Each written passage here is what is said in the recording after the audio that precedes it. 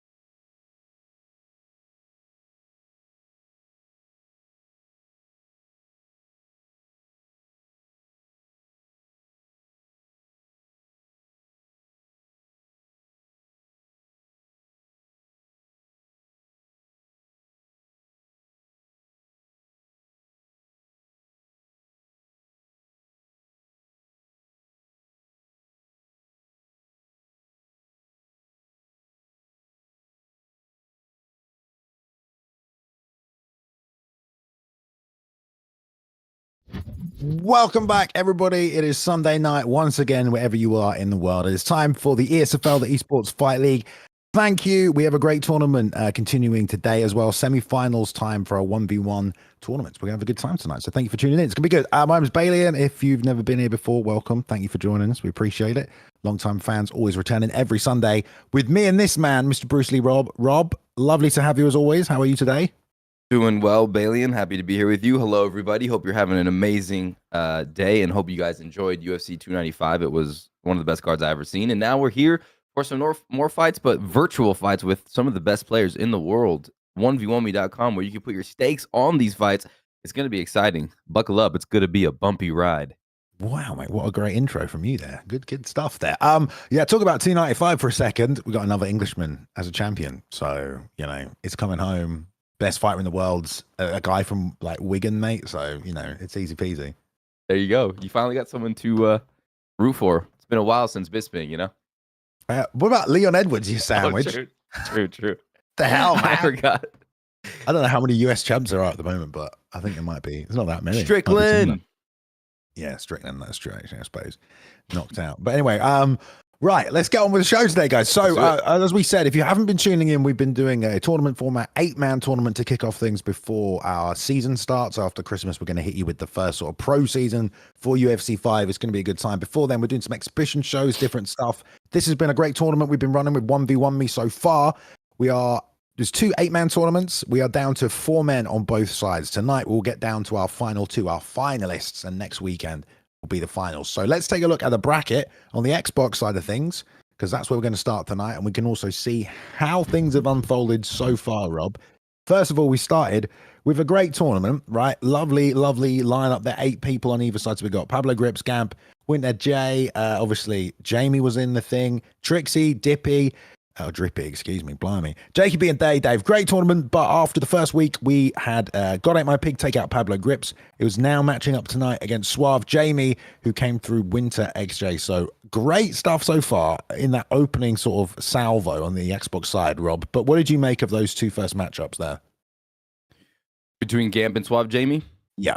No, the fights before, like how they've looked so far as well. Yeah. Well, Got It My Pig went against a dangerous striker, and Pablo Grips was able to overcome him. And Gamp has been a player that has really stepped up to the plate and has been proving himself at the end of UFC 4. So now, big opportunity, because Suave Jamie just stood in the face of Winder. I don't know if you remember, but he just stands in your face, dares you to throw a shot, he pulls it, and then he annihilates you. So Suave Jamie and Gamp is going to be a crazy matchup. These two are like 2 titans, Bailey, and going after each other. And then on the right over there, Drippy Pod able to get by Trixie. I mean, that's a pretty good achievement.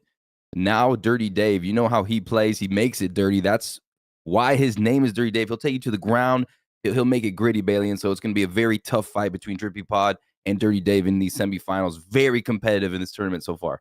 Yeah, on the right-hand side there, that Trixie Drippy, that was the great fight last week. It was probably the closest matchup between any of them. And yeah, Trixie did actually win that fight. I don't remember if you remember that, Rob, but Trixie did prod there, but unfortunately he's not able to make it tonight, so he's going to have to sit out. So Trixie is going to get, he's going to step aside. Drippy P-Rod is going to advance there to take on Dirty Dave tonight, who, got past Jakey B, who we've seen on the scene for a long time. Dirty Dave, the veteran, here tonight, and it should be a really good Xbox showdown, guys. So tonight we will send 2 men through to the finals. The finals will be next week, but those are your Xbox matchups. Will be coming at you with Gamp, Suave Jamie in precisely about 15 minutes. You got 15 minutes until the stake closes on 1v1me.com. Rob, do you see any of the odds right now for those fights? I do not. They're just, yeah. I think it comes out right before the fight starts. Right, yeah, right before the fight starts. Right, well, that's Xbox, guys, but we're also doing PlayStation tonight. So let's have a look at the PlayStation bracket, because it's just as good on the PlayStation side of things, Rob. You know, this has been top talent on either side. Both guys are coming through. But then we had Zyaf and Young Po met up in the first round there. Zyaf got by Young Po. Young Po looking good on the feet for some of it there as well, but Zyaf coming through to the end. And then Leon Staltz and Mixed were having a fantastic little back and forth right there as well. But it was Leon who came out on top. And looking strong as well. Not many people had heard of Leon before this matchup, but turns out he is one to watch as well. And the other side of things, K Young Butter, the Vegas man, coming up against What Luck in a very, very close fight that, K Young Butter looked to be winning at times as well, but came through, did What Luck. That was a bit of an upset there as well. We can talk about that in a second. And then we had Papa Lima and Blake Tylerr, 2 veterans going at it. Blake Tylerr stepped through to the semifinals as well, Rob. But what do you make of our PlayStation bracket as it stands right now? Absolutely stacked. Blake Tylerr, as you mentioned earlier in the meeting, we had just won the Luber $500 tournament. So he is, soaring right now. He is flowing. And to beat Papa Lima, who looked really good, that's very impressive. But this guy, What Luck, he's going against Bailey and people across the world. Dude, he was able to withstand that onslaught from K Young Butter and get the fight to the ground and go to that side control position, which is very dominant right now in the meta. As you know, it's hard to get out of there. So he's going to do whatever it takes to get that win. And Blake Tylerr is going to have perfect takedown defense and really navigate his way out of those precarious positions, Bailey. And then you go to the other side. Anytime you have a tournament with Zyaf, the young prodigy, one of the most dominant esports fight league champions ever, I mean, you know that you're in for a treat. And then, like you said, Leon Stolz, he has a big moment here. He got by Mixed. He looked impressive, but it's a whole different ball game when you go against Zyaf. Definitely, Rob. Yeah, good analysis there. Thank you, my man. So there we go, guys. That is PlayStation. Zyaf, the young prodigy, taking on Leon Stolz. Big step up for Leon, but that's going to be a great fight. I'm sure Leon is going to bring it to Zyaf. And then we have What Luck, snuck past K Young Butter.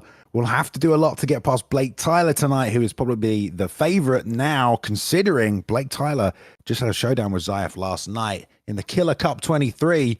And Blake Tylerr won that 8-man tournament last night, got past Zyaf in the finals. So we'll see if he can repeat that performance if both men do get to the finals. But that is PlayStation. That is coming up on the second half of the card tonight. But, Rob, we will send 2 men through to the finals, and they'll be ready for next week. So far, it's been a really good tournament. Good fights on both sides as well. We have had a patch since then, though. Do you think there are going to be any changes in that patch that might affect the games, the fights we see tonight? I think so. I think that long-term stamina patch is going to be something that's going to slow down the fights. I've noticed when I'm playing ranked, the first round's a little bit slower. They're not throwing as much of a berserker onslaught onto you, but they do choose and pick their moments when they want to unload. There's still enough stamina, but standing guillotine, Balian, taking away the option just to hold and slurp the stamina is good, is a great change. And through the patch notes, which one do you think, Balian, is your favorite? I know we read it together, but what would you be the most excited for? I think some of the changes to vulnerability while slipping and things like that are probably something that we're going to see inform this tournament, just based on the necessity to move your head at the current Right. state because of how much damage you take and how much damage you can accrue, and that obviously affects the outcome of the fight a lot. So having to move your head is a massive part of UFC 5. It's kind of like, if you're not moving your head, you're definitely just going to lose. You know, everybody has to do it. So the fact now that it's easier to do that and you're not going to put yourself in so much danger while going for that as well, especially at this level, I think it's going to make those moments that we see sometimes, Rob, in these fights that are down to the wire because everyone is so good. And it's when someone makes that one mistake, and that one mistake can cost them the entire fight or a sequence which chains it together. Those mistakes might be a bit less frequent now that it's going to be more forgiving for moving your head into a strike and things like that as well. Yeah, very true, very true. It'll be a little bit less car crashes, as Justin Gaethje likes to say. You'll be able to survive a little bit longer utilizing that head movement. And there was one change where they were talking about the skins and the animations of jabs and straights, and I was a little confused on that. I guess like the moves were not leveled appropriately, like star wise. Yeah, I think was that's there anything right. else? Yeah, they've changed the sprinting punches distance as well. I don't know. I got nerfed hard. Yeah, you used to use those a lot, right? Yeah, I'd be zooming across the octagon. Now they've negated that quite heavily. Now it's a lot slower. You sound so sad about it. Like you can't just like teleport and punch him in the face anymore. I was like Neo out there, just zoom. Yeah, I remember the AI used to use them a lot in the career mode and stuff like that as well. They just travel halfway across the cage, and no one really ever uses the sprinting punches, mainly because it's not necessarily a good idea. But we'll see if side control tonight is still as dominant as it has been and is now on ranked. Right, you kind of mentioned with a little chat before. If someone really wants to beat you and they have the grappling credentials, they'll just bail, get you back against the cage, trip, and then take side control and then just control you from there. Right. Yeah, and when they put you, in that position against the cage, it's 50-50. They're going to jump on your back, get you in that rear naked choke position. You don't want that. So you're actually stuck there, and they're just kneeing you in the thigh, Bailey. And then once you choose to move, right when you choose to move, they're dragging you down or up, and it's really hard to denial. And then you're right into side control, and you're just in the most dominant position in the game. So very, very tough, but very good for people that want to hold you in side control and do vicious damage. Get the doctors involved. It's a scary situation right now in the meta, but that's how we're playing it right now, and it's going to be interesting to see if we see it throughout this tournament. Yeah, it's nice to have grappling be such a threat at the same time, so that if someone does want to initiate it, like they have like a big route to victory or a way to change the course of the fight with it. And also to have it respected as well, because we do sometimes just see a lot of striking matchups, which is great, but someone like Dirty Dave, who's great everywhere, Dirty Dave gets you to the ground now. It's all of a sudden a lot more scary. And honestly, Dirty Dave, we've had a look at the brackets. Dirty Dave's maxed up against Drippy P-Rod tonight, Rob. And, Drippy did lose to Trixie. So you'd think Dirty Dave probably is a favorite going into that one. And if he does win, he'll be on his way to the finals. Yeah, Dirty Dave has really stepped up his game, and he's getting a lot of hype behind him right now. And he actually is. So this one is actually a favorite. Dirty Dave is the favorite, 1.34, Drippy 2.44x. So yeah, a lot of people are thinking Dirty Dave is going to win. And then if we go up to the matchup between Gamp and Suave Jamie, it looks like Suave Jamie is the favorite, 1.15, and then 2.23 for Gamp. So a lot of people are thinking Suave's going to take this one. Yeah. So this is going to be a good matchup. I think Suave Jamie's the favorite for the Xbox side of things. I just want to say welcome into the people from Now You Tap who just hit us up with a raid here, guys. Welcome. We are just getting ready to continue our 2 8-man Grand Prix tournaments tonight. Just a bit of pre-show chat. The match 1 stakes end in about 7 minutes. After that, we'll be getting on with the first fight of our tournament here tonight as well. So if you don't know, these tournaments are coming in partnership with 1v1me.com.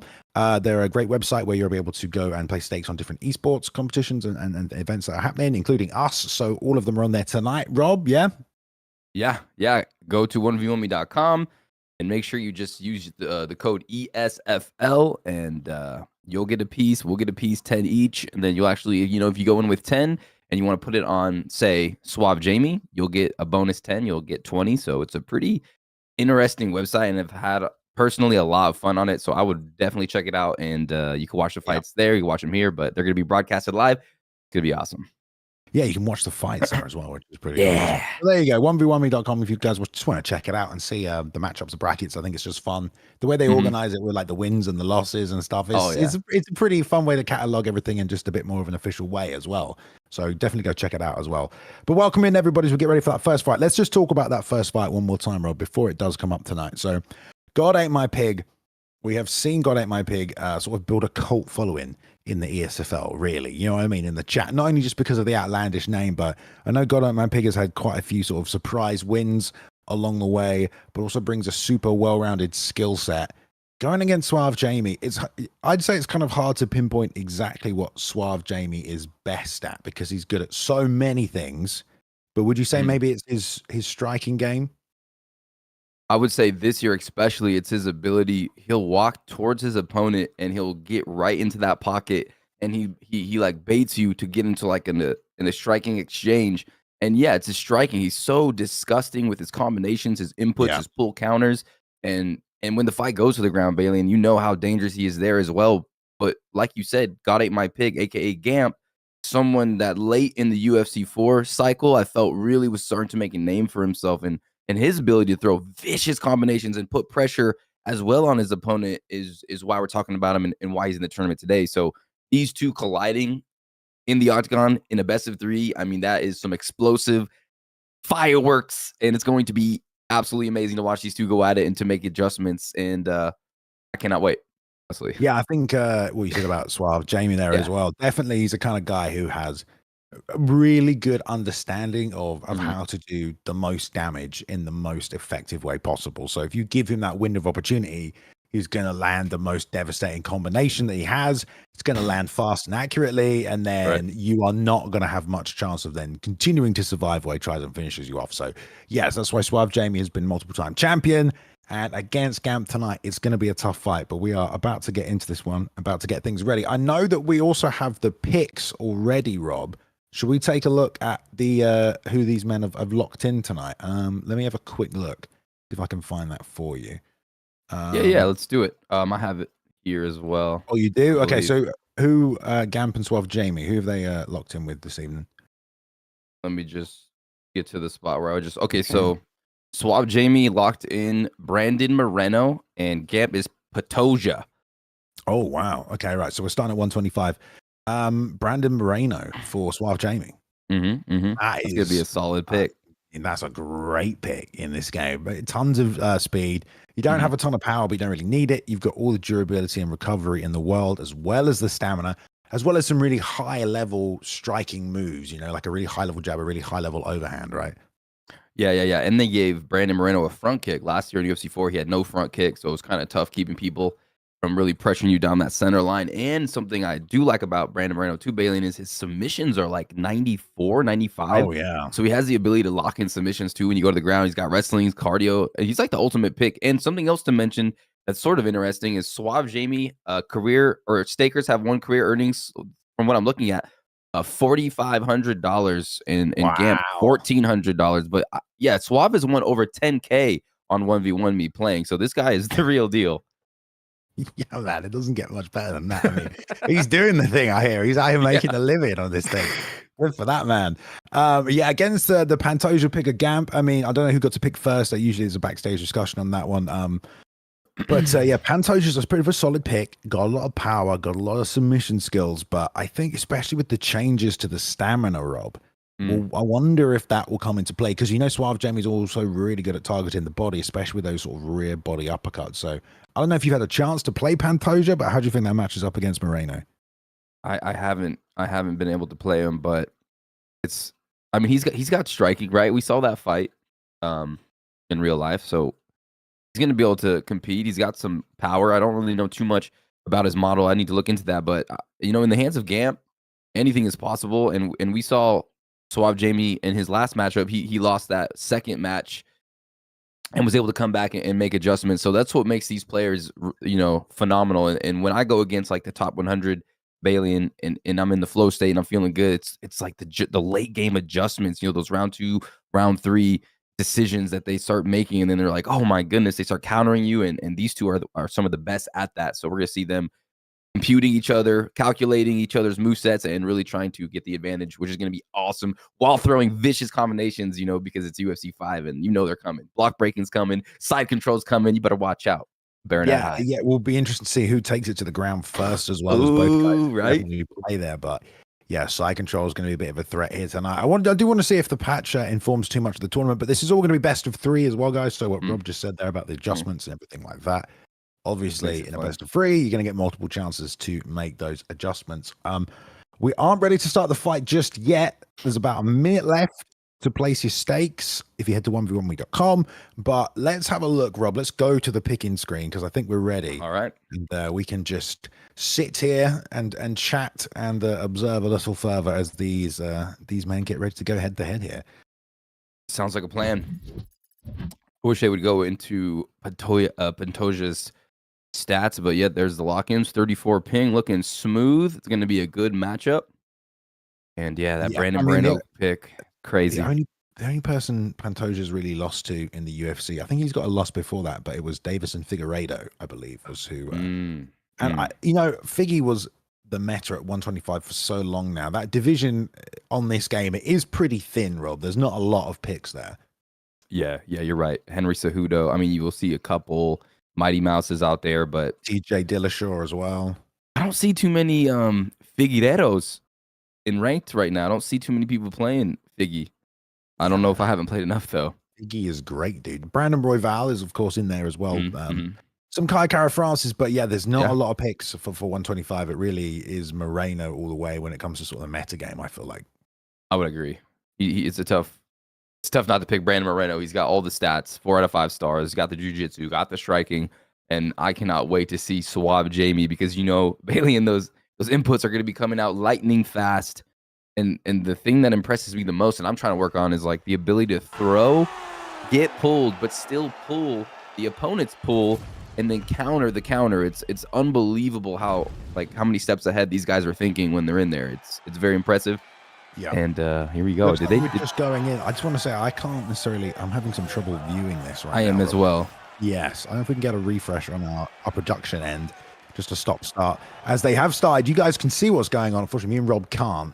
So we can commentate in hindsight here, Rob, but a lot of pressure initially right here from God Ain't My Pig, trying to meet Suave Jamie, and the pace is already setting. Yep. Suave Jamie, I'm seeing on the ESFL broadcast now. It's a little late, but we can still commentate on what's kind of going down. Both trying to fight for that center position, that overhand coming from God Ain't My Pig. Obviously, he wants to keep Suave Jamie away from him because look at that. Big right hand lands for Suave Jamie. Yeah, back into it now, though.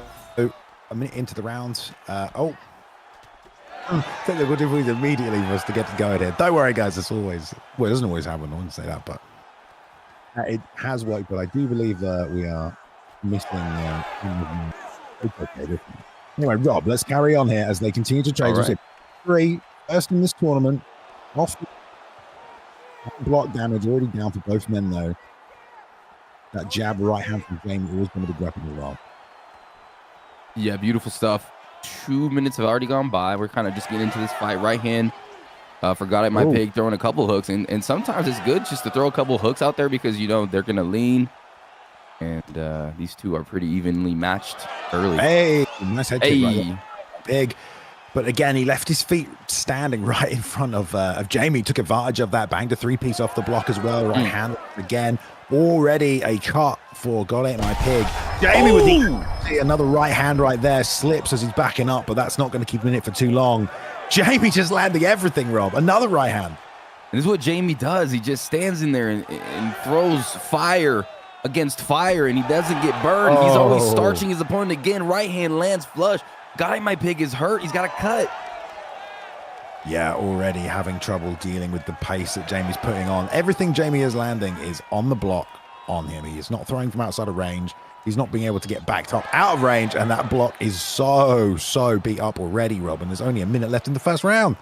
I know, that block is getting destroyed, but now God Ain't My Pig kind of having some success of his own, Bailey, at the last minute here, kind of backing up Suave a little bit with that overhand. Oh my goodness, but detonates on the face. Yeah, that's probably going to be it. When we surprise. Oh no, Pantoja recovering very well. Still stamina in the tank, though, for Suave Jamie to pour that on. He's also got a busted nose now as well, Rob. And he level changed right onto that uppercut. Well read by Jamie. God ate my pig, not making the best decision. And this thing has got off to such a quick start. It almost feels like God ate my pig just wasn't able to match the intensity with which Jamie is pushing this. And maybe he can make him jump. He gets the overhand, though, on the pull counter. Just about lands it. Uppercut on the break as well. Still both men hurt, Rob. Man, his decision to throw that overhand bailing is so good because he knew Suave was going to pull instead of the hook. That overhand lands on the pull in UFC 5, so that was just a sick shot and decision from Gamp to kind of even things out as we go into round number 2. Here we go. Let's see if Gamp ends up making the same mistakes that kind of cost him there. It was a good overhand, but he wasn't consistent with the shots he was landing. He just got one in there, so does need to kind of be aware of that fact and still try and make some adjustments coming into this round. There's a right hand there for Jamie and a left hook. Oh, there's a straight right, well timed. Yeah, he is landing everything on God Ate My Pig right here, Rob. Oh, again, left hook. My goodness. Yeah, he's just need a nickname, Balian, for Suave this year. What, like the Inferno? Like he just goes forward like a crazy pace every time. He's just landing all of it as well. He makes you play that catch-up game as well, where he's gone first, and then you try and fire back, but you can't. If you fire back and you miss, it's a sort of like you're always that step behind, just losing every exchange. Yeah, it's such a interesting style, and haven't seen too many people play like him. And it's just, I mean, he's just in your face, block breaking you with vicious right hooks. And I'm noticing Balian, they're throwing the jab up close, even though it gets stuffed, just to throw that counter off of it. So it's a whole different ball game here in UFC 5. But here we go. Oh my goodness! Right there from God Ate My Pig, rear uppercut into the left hook as well. Finding some combinations and the power of the rear uppercut again, Rob. And he's going to land again. He's dropped him. Oh my God, Rob. He stole it. Oh my God, dude. How did he do that? We were just seeing the praises of Jamie, talking about how dominant he was. And out of nowhere, he puts him out at the start of the second round. There's a win for God Ate My Pig. Whoever staked this man must be feeling good right now. I bet, yeah. God Ate My Pig. And you saw those combinations, Balian, and everybody at home. He was throwing, and his stamina was so low. You saw that long-term stamina, huge gash in it, but still able to throw combos with a lower gashing and annihilate Suave Jamie, who looked so good, who looked so dominant, and that's what you want to do against Suave Jamie. Strike first blood, take that first match, and now you have 2 matches as Gamp to finish this off, and a lot of people at home are pretty excited if they did stake on Gamp. Yeah, I mean, everyone in chat is pretty excited with that one as well. Lots of support coming out for God Ate My Pig, who goes 1-0 in this best of 3 over Suave Jamie. Same again. Now, he was level changing onto the uppercut, really, Rob, that was doing all the damage. So I wonder if Jamie's going to find that same problem. Look at him toe-to-toe, though, just not giving up an inch, pull counter, right hand. And again, the pressure is on, Rob. This is insane, this pace. It's absolutely bewildering, and it's what Suave Jamie does, but Gamp's already proven that he could deal with it once, so Suave Jamie's not really switching it up. He's still standing right in front of him. They're trading inside of the pocket. Pulls it back with the straight right. I mean, it's that uppercut, if you ask me, that's the dangerous weapon right now. Whenever Gamp puts that uppercut in there and it's landing, gets pull counter L, but I mean, Jamie made that look so easy right here. Stops the sweep, gonna take side control. We talked about how dangerous this is right now. Absolutely terrifying, Balian. Denied. Oh, dude. Denied. Another deny after all these elbows as well. If he ends it right here after losing, it's going to be such a quick comeback. Tries the half guard bump, doesn't get it. Going to be even tougher now. Sprawl fake there, I believe. Also denied. Wow. And the crucifix. And Jamie has this in his back pocket. You know, anytime he wants to take you down and put you into side control, this is in his toolbox. And Pantoja finally getting some stamina. He can make a move here, but again, Jamie's flicks are too fast. Yeah, definitely. Yeah, definitely. We do see some people talking about the side control in the chat right now. We talked about before this show what's kind of in the meta at the moment. And definitely side control. I mean, that position is really hard to get out of this year. We were talking about how some of the fakes you can normally use, like the sprawl fake, can get denied. Makes it really, really tough. And Jamie is being ruthless, Rob. There is no love lost right here as he postures up knee on belly and TKOs him, dude. What a way to come back after that loss, Rob. And it started on the feet. You know, he was able to get another rock, came out, blitzed him, stayed with his strategy, didn't falter from what got him here, and was able to get to the ground. Did he get a takedown? Man, that fight was a blur. Did he jump on him after he knocked him down? With the full counter elbow, he dropped him, and then he got on top. Yeah, then he went stack, and he denied the get up, and then he took side control. So, yeah, there were a few stages along the way that led to Gamp being in that position. Right. They'll have to make some adjustments as well. I wonder if there'll be any change in the strategy whatsoever, because they just met straight toe-to-toe. But it is one apiece right now, guys. It is one to Suave Jamie, one to God Ate My Pig. The winner of this will go through to the final of the 1v1v tournament. Yes, sir. And you got to think Gamp's like, I cannot be put into that side control position. Suave Jamie didn't really go to it in the first fight, but you know he wants that win, and he is a winner, and he's going to come and do what he has to do to lock it in. And here we go, guys. Third and final fight. Let's get it. Yeah, pressuring forward now as well is Suave Jamie. Trading shot for shot as they do. There's a nice straight right there from God Ate My Pig that does land and kind of stops the offense. Oh my goodness, Suave is just throwing 4-piece combinations on the inside. So non-stop, especially with the stamina at 125. These guys can just throw and throw. They really don't have to worry too much right now. With how things are currently tuned, there's no reason not to be this offensive. They are exchanging, though. That left hook that's coming back of God Ate My Pig is there, and there's a right hand behind it. And Jamie now sort of catching up, trying to win back the momentum. Yeah, God Ate My Pig landing a couple good shots. That 1-2, the hooks as well, the power Pantoja. Oh, man, and Suave Jamie still just trying to throw these heaters, but God Ate My Pig finding a little bit better in this fight. Yeah, I mean, right now, it's either man's fight still, obviously, but this is the last one. This is your last opportunity right here, so both men are going to be a bit calmer, I think, and make sure not to make those mistakes that cost them those 2 victories before. Oh! The straight right there off the slip. God Ate My Pig doing very well off the back foot right here, Rob. He's finding the pull counters. There's some good, accurate shots from Jamie right there, though. It's a gunfight. It's a gunfight. They're firing missiles. They're firing rockets at each other. The defenses are holding up. They are just exchanging Balian. Dude, he slipped the overhand and landed the elbow, but now they are just toe-to-toe, absolutely trading right here. This is crazy. This is wild. This is pandemonium inside this first round, or the semifinal round. God Ate My Pig is throwing. His face is cut. But Suave Jamie coming forward and just swinging that right hook. There he breaking goes. off the jab, Balian. Already, he is like red on the doctor stoppage icon right there. Yeah, you think it would be game just to get this side control once again here. 122 left. There's another deny. We'll see if he just tried to time that as the strike came in, and it's just not happening. I think there's a bit of an abandonment right there from God Ate My Pig, just knowing that this position's bad, and Suave Jamie just dominates from side control top position right there once again. Yeah, we're beginning to see just how good that top side control position is right there. But yeah, the amount of damage that Jamie did with that slip overhand, the elbow, it was just red. Look at that eye, man. Like, that's from the first round, that much damage accumulated. That's crazy. Holy smokes. Can we admit that the side control is the most dominant position in UFC right now, right? The side control position, the most dominant that you can put your opponent. I mean, the full mount is dominant too, but it is scary in side control. It is, yeah, it is. I mean, especially with, I think, the changes to the ground and pound defense as well. That makes it a bit easier to defend ground and pound, as well as it being easier to initiate it. Side control is just one of those areas where the ground and pound mechanic is different from anywhere else, and you can do a ton of damage there. Again, and Jamie went out there, and you saw God Ate My Pig was meeting the fire with his own fire.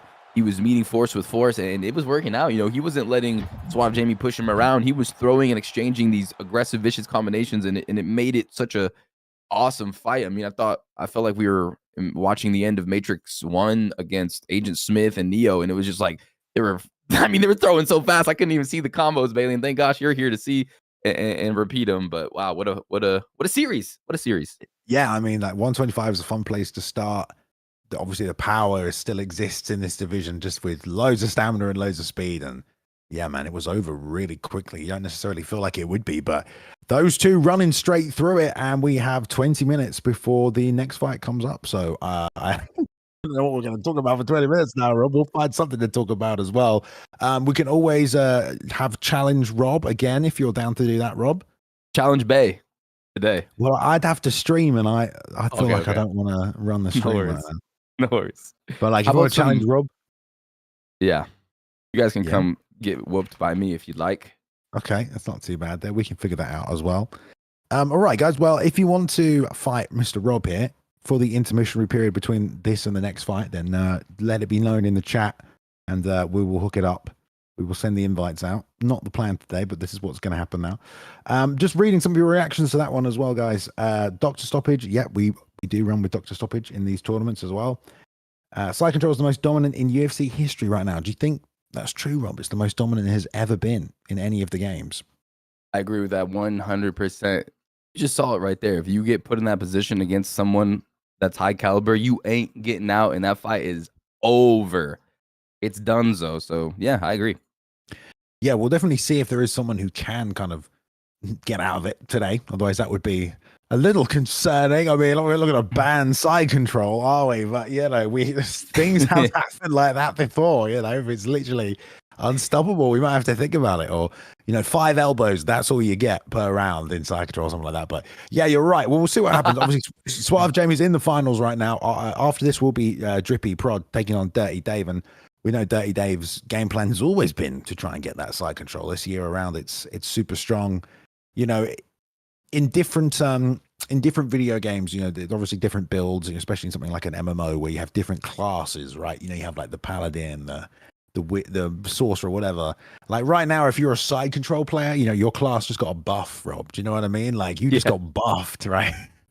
Oh yeah. And the guys that like the side control last year, because you would get stuck in side control in UFC 4, like you'd play against Spooky Smasher, Advata X, and they would put you in that position and you were not escaping. And now it's like, hey, we're injecting you. USADA is gone. Here's the steroid injection. No one can get out of your side control. So yeah, the meta is awesome. And if anybody wants to invite me, I got my console ready. Just send me the invite. I got my noties on, and I'm ready to put these ESFL legends in the grave one by one. Jesus, mate. All right. Side control's better because you can't slip or catch the arm. That's BS, but that shouldn't be easy to deny. I just feel like, the sprawl fake and stuff like that, much harder to hit this year, and that used to be a really good method to. You got to give players options from the bottom, so perhaps there is something that needs to be adjusted there. But that is the state of it currently, and side control's a dangerous place to be. To just try and stay out of it right now as well. Not many people could hold side control like me. Okay, well, we'll don't know if that's true, but Smokey, thank you for the prime, mate, as well. Welcome in. Yeah, guys, send an invite out to Rob as we gear up for Drippy Prod and Dirty Dave stakes close in 18 minutes. Rob, by the way, have you got a second to check the odds right now on Drippy versus Dirty Dave? I think No doubt.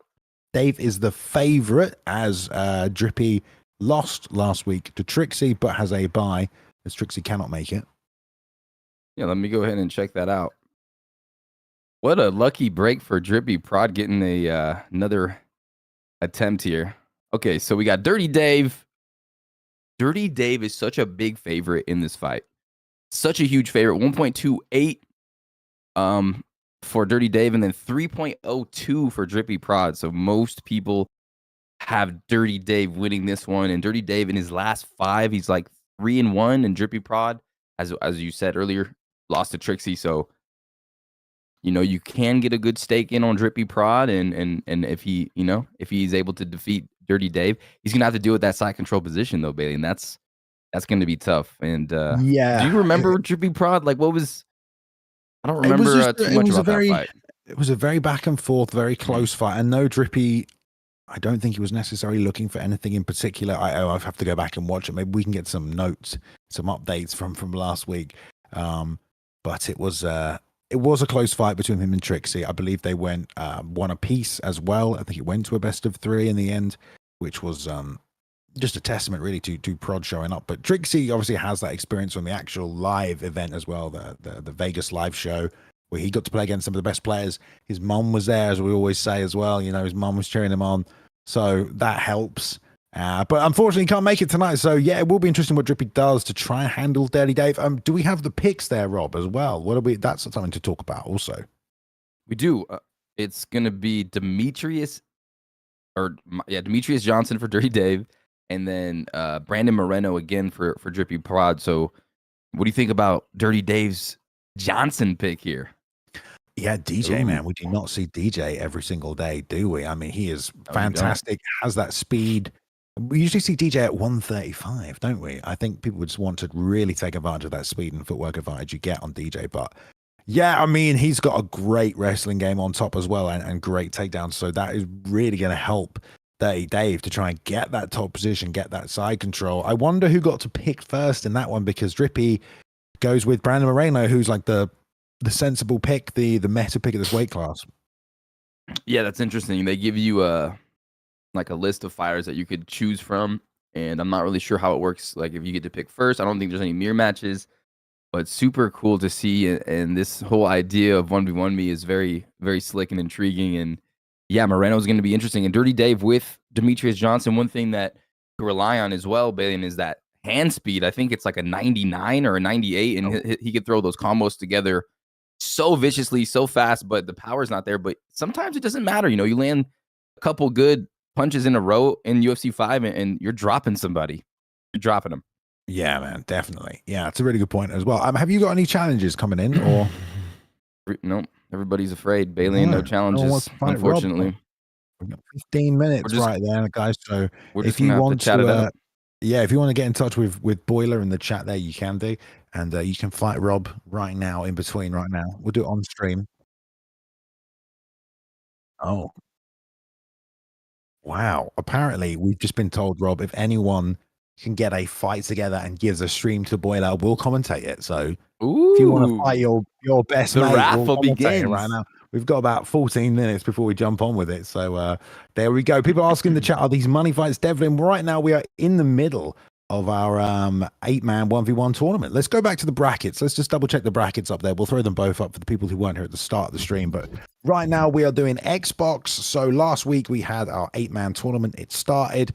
We did the opening rounds. Right now we're doing the semifinals. So we just watched Suave Jamie versus Got It. My pick, Suave Jamie, advances there to the finals. Next up, in about 10 minutes, we have Drippy Prod taking on Dirty Dave for a spot in that finals of the 1v1 me tournament there as well. $400 for the winner, plus all of the stake bonus money as well that's being accruing throughout this tournament, which I hear is actually quite good, Rob, as well. So yes, it is. These stakes have been crazy. Everyone's getting a little bit of a piece, and the competitors as well have a lot of opportunities coming their way, especially in the semifinals, especially on 1v1me.com. So many cool things coming these competitors' way, and they've been working so hard, Bailey, and so it's nice to see them rewarded.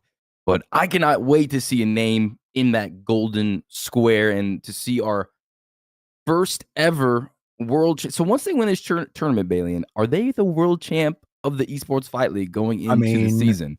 Listen, we're not the president, mate. All right, we don't have to worry about that. We just get told this person's the champion. All right. Mr. Z Hunter, who says they're going to be world champion. They're world champion. All right, that's what happened. Let's have a look on the PlayStation side of things as well, guys, because after this Drippy Dave fight, we will be moving on to PlayStation. Same thing as before. 8 people last weekend, narrowed it down to just 4. Tonight, we will narrow it down to just 2 who will compete in the finals next week, which will be a great card as well. So make sure you tune in for that one. But yeah, Zyaf versus Leon Staltz will be the first fight. And then after that, we have What Luck taking on Blake Tylerr there as well. So it's going to be a good time. Rob, what are you more excited for, mate? PlayStation, Xbox? I am always a little bit more excited for PlayStation. I feel like PlayStation, the competition is just a little bit better.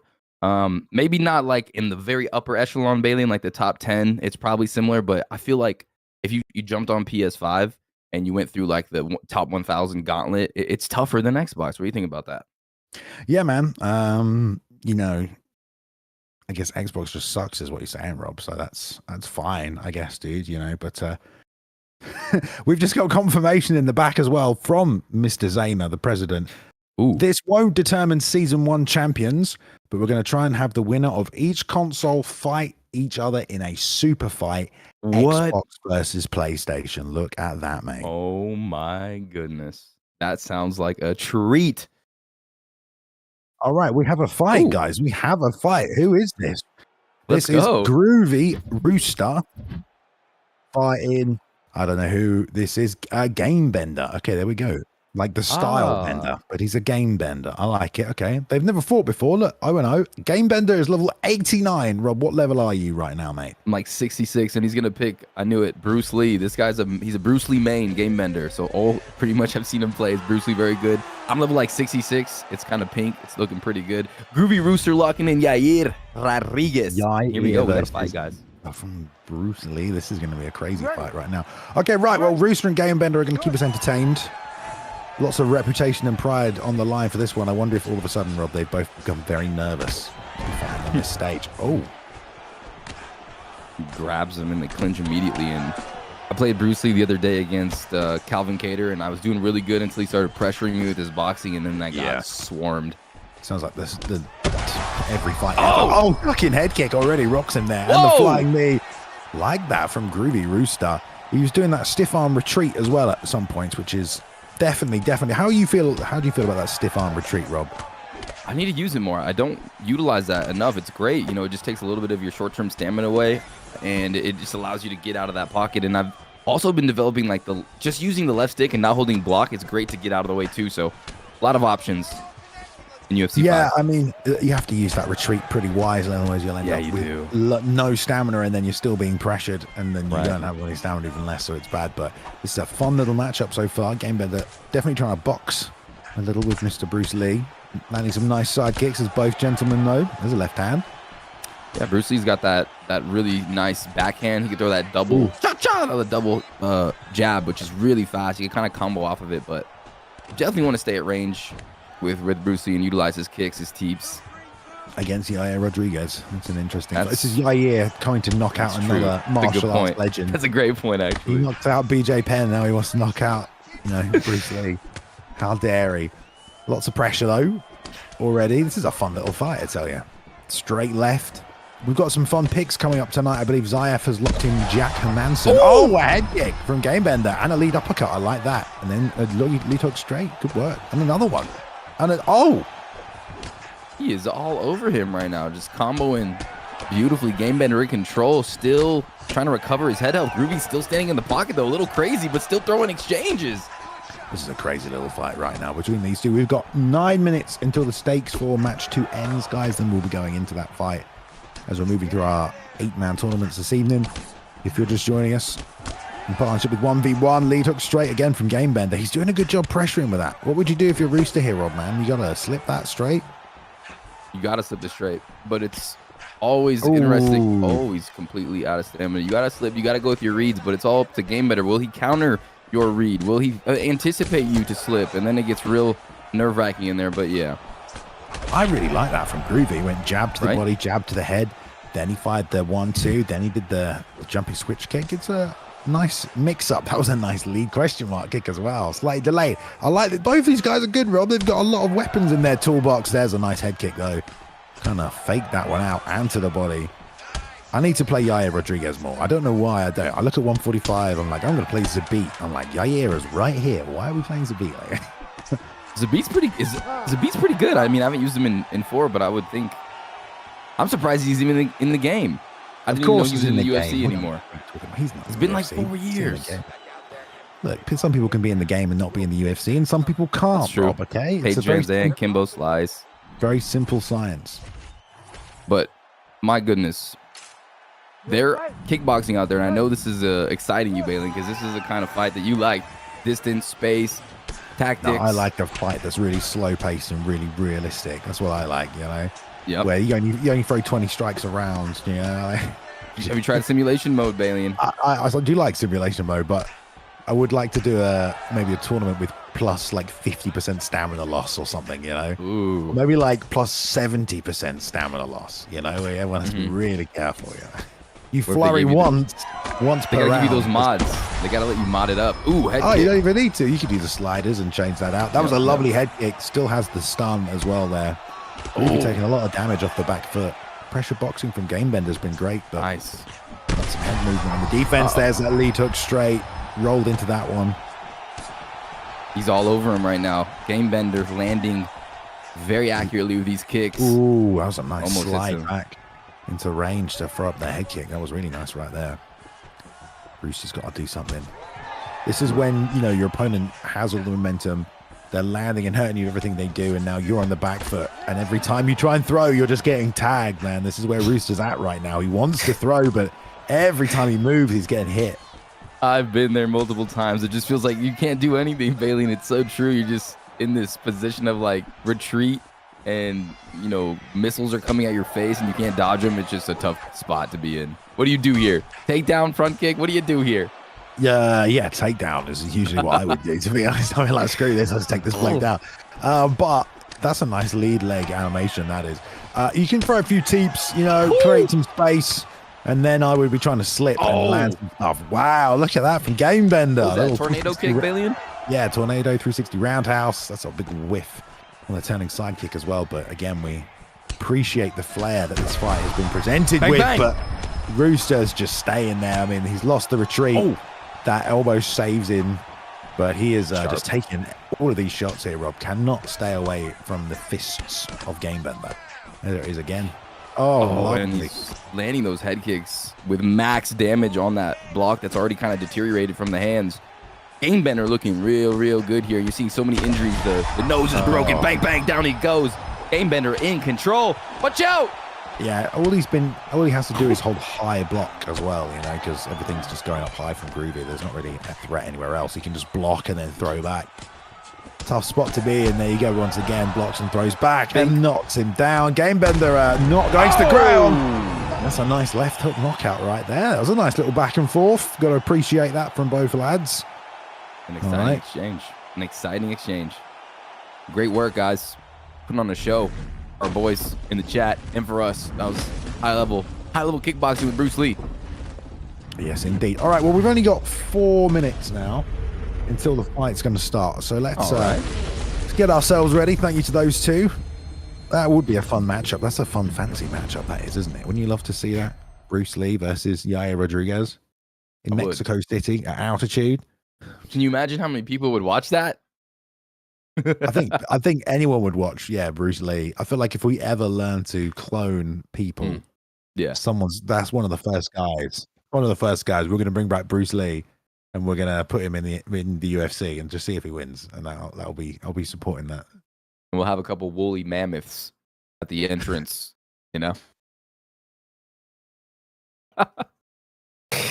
So, anyways, this matchup here, Bailey, coming up on 1v1me.com. We got Dirty Dave.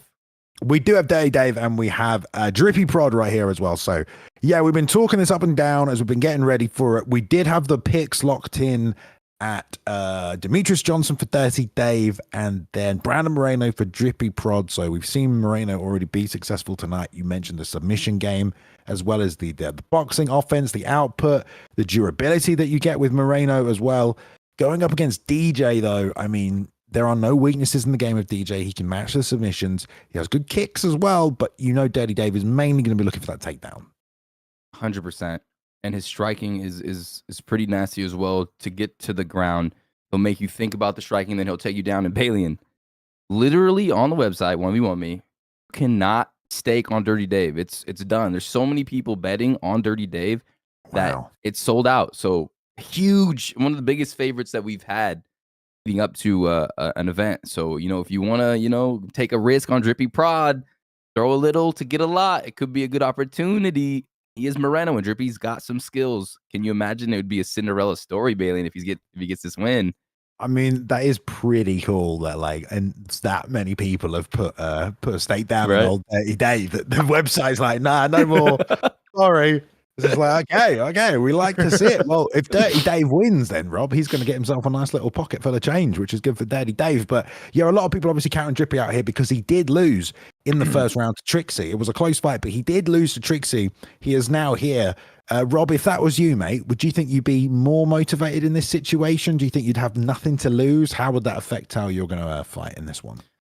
Yeah, whenever you get a call short notice and you got beat. I mean, and something else to note before I speak on that, Bailey, is he lost to Trixie, one of the best players in the world, in my opinion, at least, top 10. So, no love lost there, or that doesn't make sense, but, he doesn't lose any clout, no stock. I mean, he fought Trixie, who was at the Esports Fight League live event. So Drippy Prod, we're going to learn a lot right now. If he's able to beat Dirty Dave, Dirty Dave is one of those yeah, maybe like top 20, top 25 players in the world, and he's looking to move up towards the top 10 in a lot of people's eyes, and he makes it gritty, Balian. But Drippy Prod has a huge opportunity here, and yeah, I think he's gonna have a lot less pressure, and I think he could. I think he thinks he could beat Dirty Dave. I truly think that, and we'll see what he does. How would you? What kind of game plan would you be bringing to the table if you're going against a guy who's going to be looking for that side control? As we move to the picking screen here, guys, as well, as fights are just making their final checks. Yeah, what I like to do if I know the opponent is going to try to take me down, use the clinch. If you're Drippy Prod, what are you going to do against this DJ pick?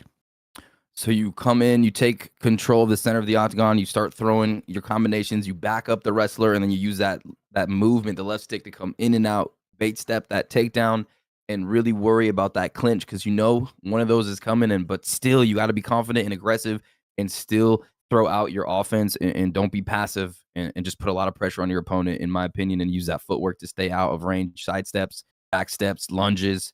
What do you call the retreat? What do we call them? The hands out retreat. Stiff arm retreat. The stiff arm retreat, which I don't use too much. What would you do, Bailey, in a position like this?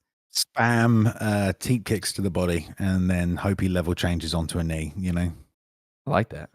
Just execute them. Yeah, just up the middle with everything. Teep kicks at range and uppercuts in close. Stop the level change. Ooh. Choose to break the clinches and then pressure. Fakes, a lot of fakes as well. I think you're going to need from Sir Prod here. But yeah, both guys making the final checks right now. Obviously, Sir Prod coming in level 17, Rob. Dirty Dave level 40 right now, mate. I've played more than both of these guys combined. All right. Fair enough, dude. All right. Jesus. You're competing in a tournament soon, aren't you? Yeah, I have a couple fights coming up November 14th.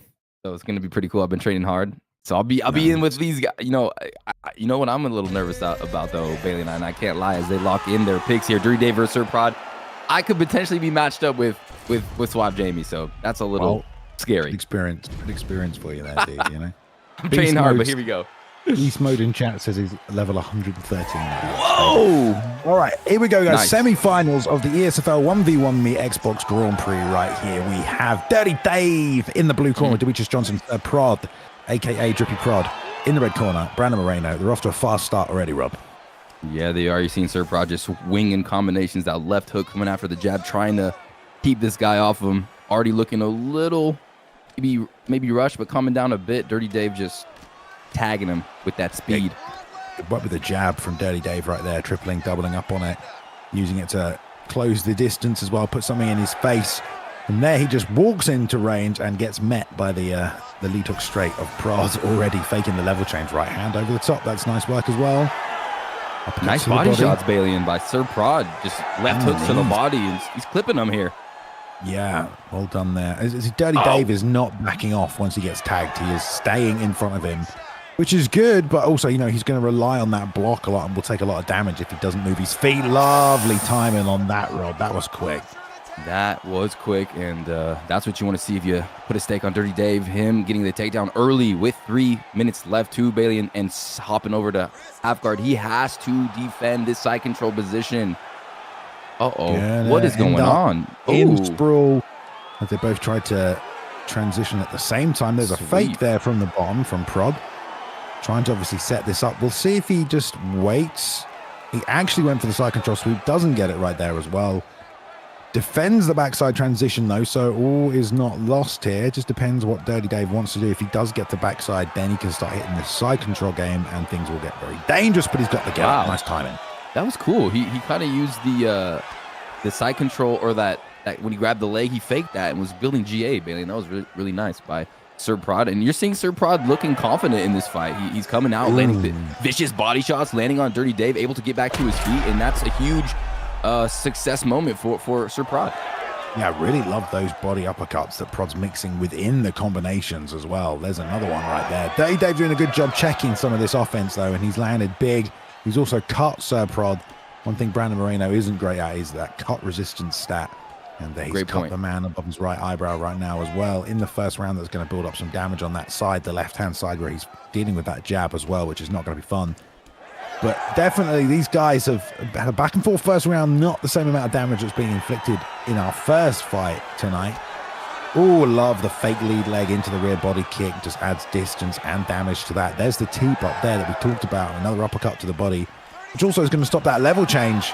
Good work from Prod right here, Rob. This is good combinations. And remember, how many people put their chips down on old Dirty Dave tonight at 1v1me.com. And here's Sir Prod definitely going toe-to-toe with the man. Yeah, he is. He's proven that he's not as big of an underdog as people made him out to be. I mean, the thing is, though, it's like when Dirty Dave gets to the ground, that's when it gets real dangerous. But he showed he could get back to his feet.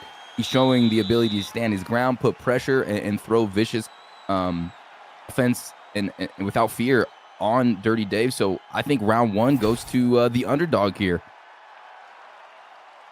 Yep, I think he did more damage, there was the lovely timing on the takedown as well, just as he was cutting the angle. And I think you might be right that the damage coming in, you know, it was back and forth though on both sides. He did eat some shots. Don't forget, he's all cut up as well because of the damaging shots he took. But it's just about being at the 125 division as well and just pulling the trigger, throwing the punches, letting the hands go 100 strikes around, and they've lost no stamina at all. So you definitely just want to keep the offense high, and let's see what happens here. Let's see if Dirty Dave looks to set up another takedown right here. Yeah, what a treat we got here. Dirty Dave walking him down, and you're seeing the pivot movement, and there it is, early again. This time 4 minutes 30 on the clock, folks, and he's got so much time to work. But oh my goodness, look at that. Sir Prod reverses the position, gets the backside. That's huge. Yeah, and I was going to say, I definitely would not be looking to get up if I was Sir Prod as he puts the second hook in. Great. If someone's going to keep trying to take you down, then, you know, at least before you've had a proper chance to analyze them on the ground, you want to, you know, go back and forth a little bit. This is where it gets scary. He's going to use that to get position, but oh, the flick. Beautiful stuff. I just sneezed, bro. No worries. Bless you. All right. I don't know. Yeah, and that was another thing I was going to say. You know, you do run the risk with grappling someone like Dirty Dave that you're going to get reversed, and here he is on the bottom, manages to get back to sprawl, but the backside came out, and now here's Dirty Dave going to start laying on some ground and pound and also start looking for that side control. Yeah, unable to get to that dominant position. Sir Prod trying to fight his way out. Beautiful takedown denial. My gosh, that's a tough one to deny. Sir Prod looking so good here, but watch out. Standing his ground, body shots being thrown out.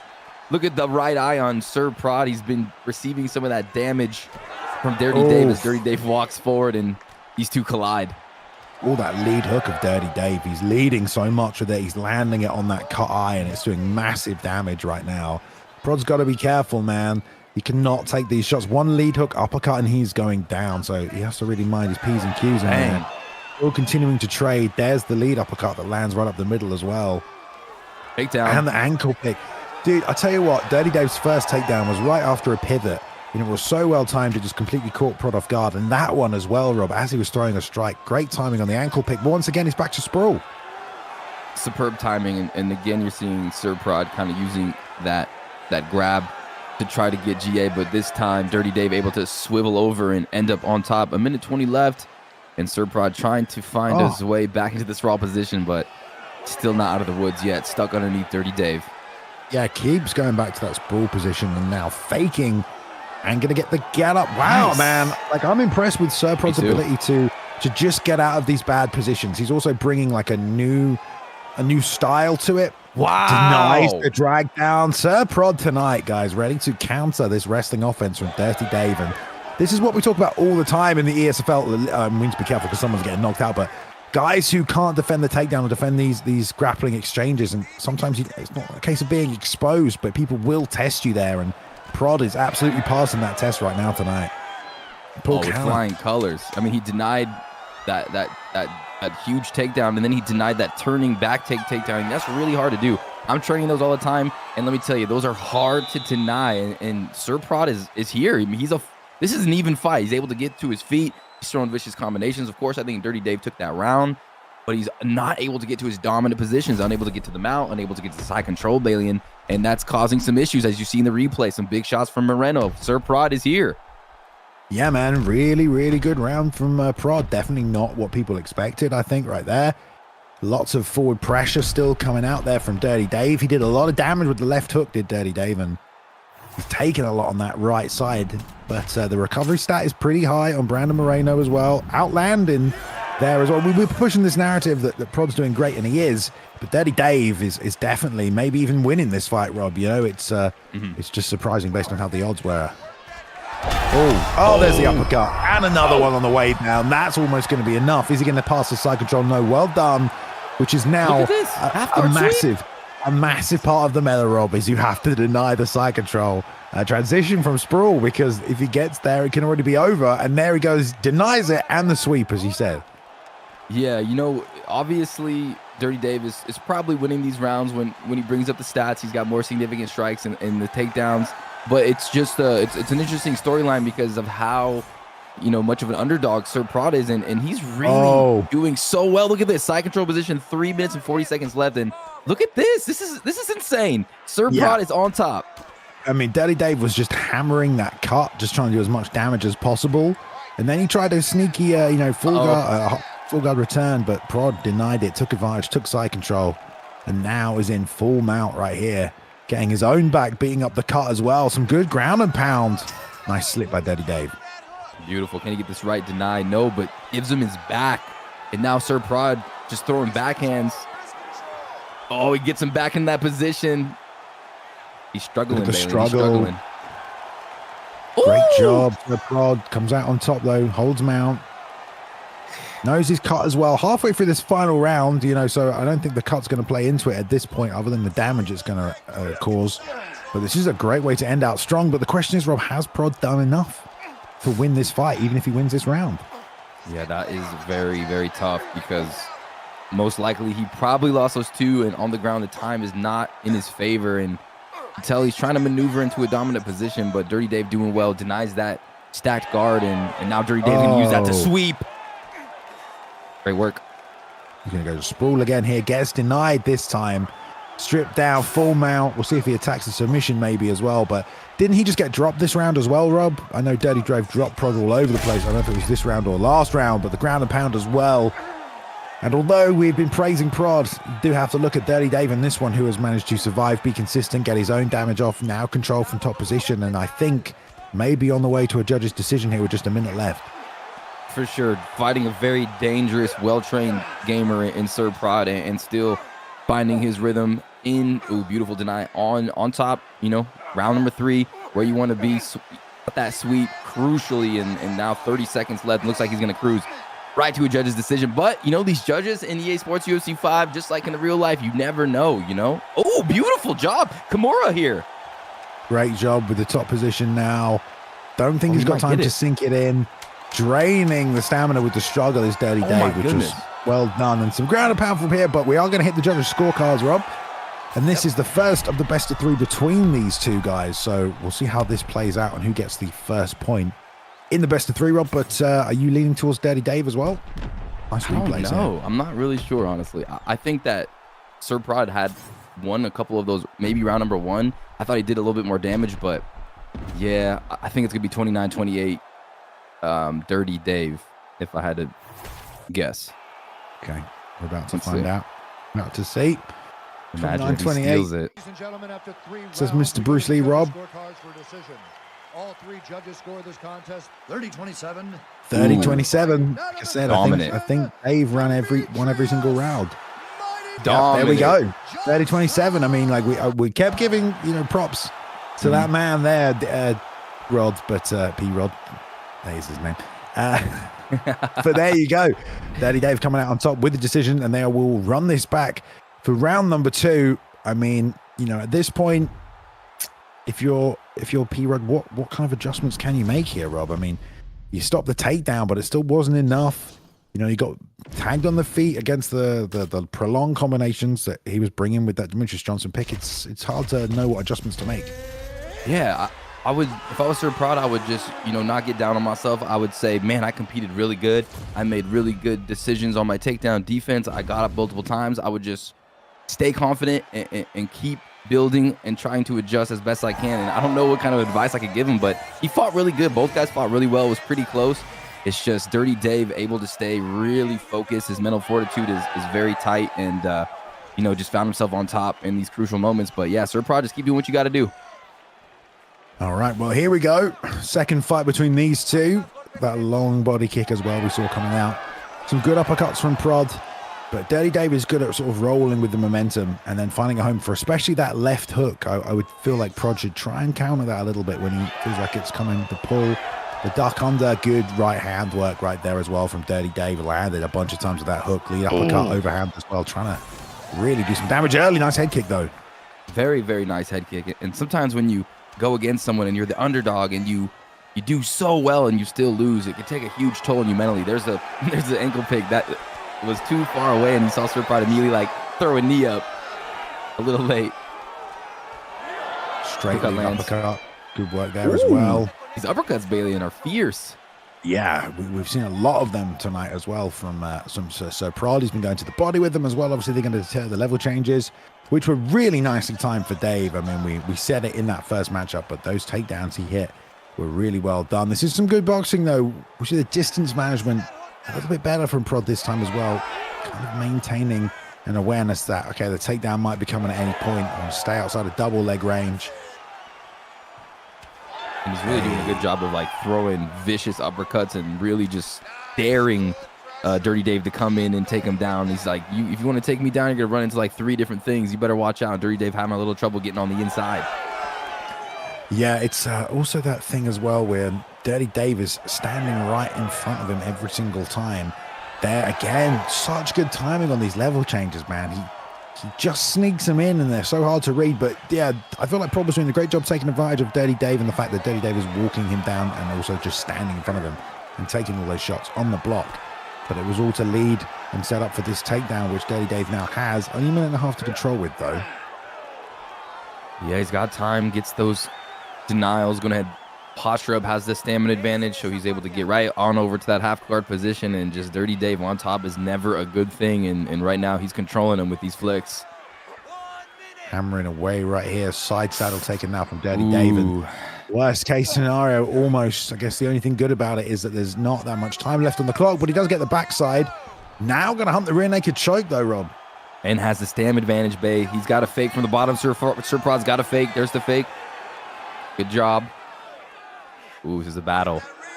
Oh, man, he's locked that in. But at the same time, to transition out of it, postured up, going to take some damage. 10 seconds left, though, more or less in the round. No stamina left for Dirty Dave. Going to Kimura fake. Hit for the sprawl again, I would guess, but denied once again. And into the second round, close round again. You know, lots of damage on the feet from P-Rod, just like to the block and some bleed through. But then the takedown, the ground and pound, it's tough to score that one. Yeah, another tough round.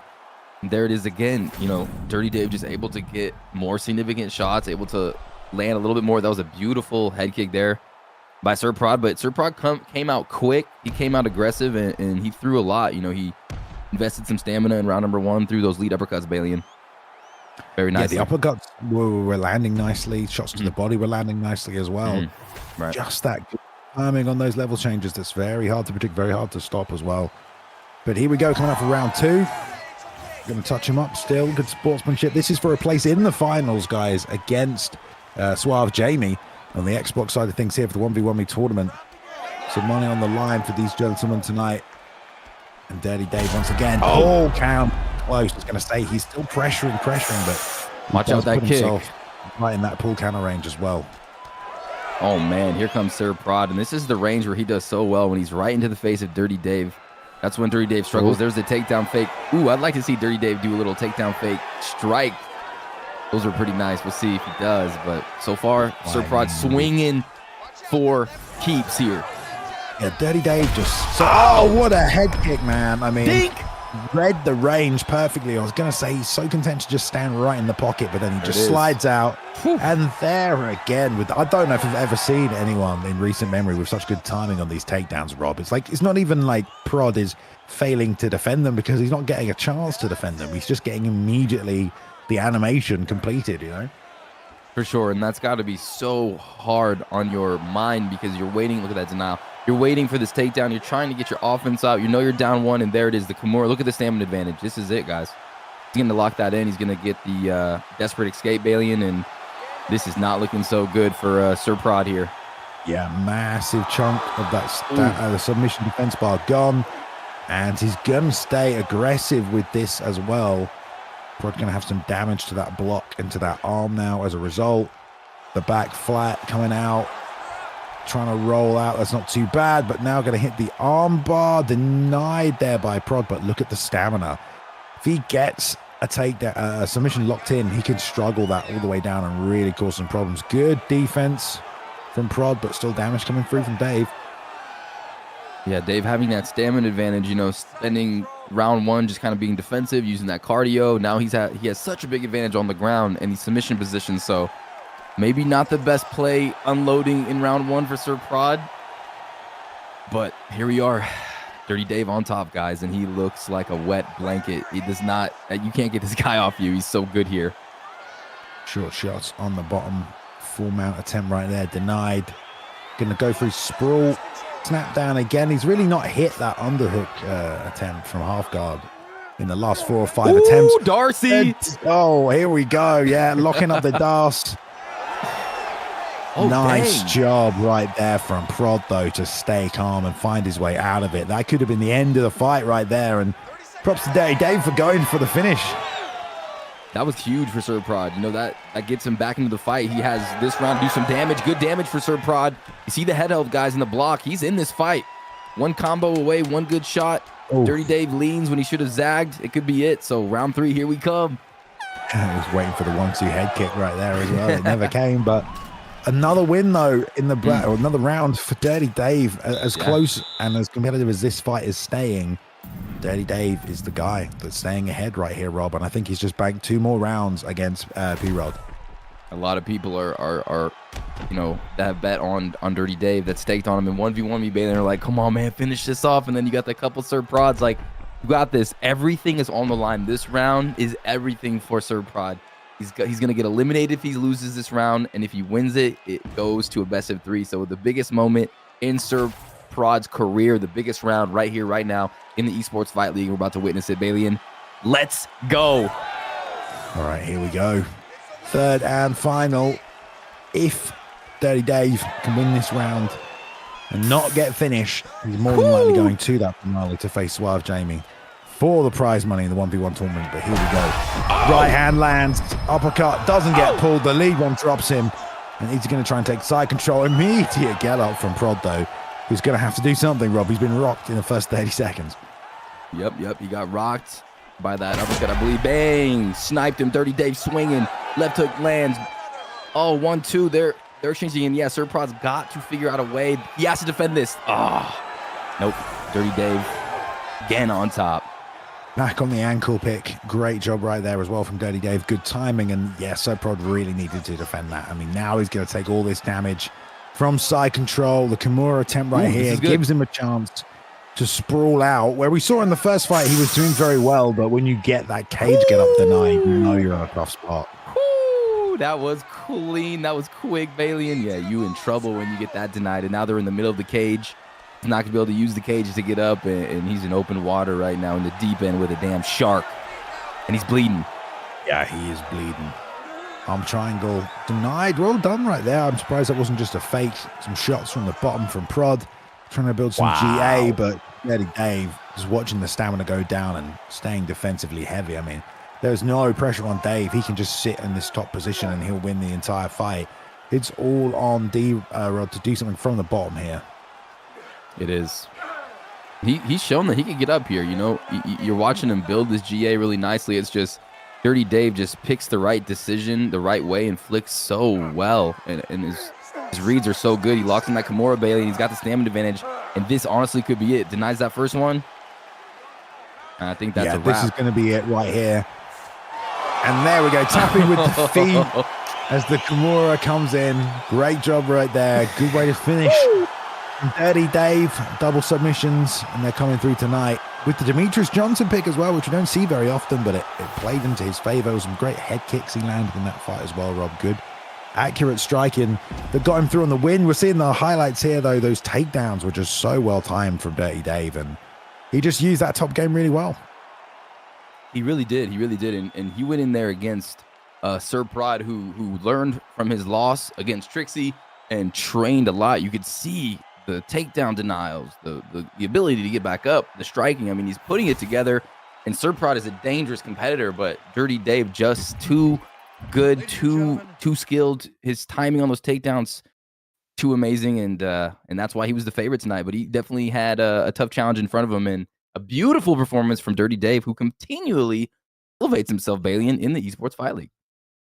Yeah, I was going to say, there's a lot of people who obviously put some stakes on 1v1me.com, and they're going to be very happy with that victory from Dirty Dave. Comes through.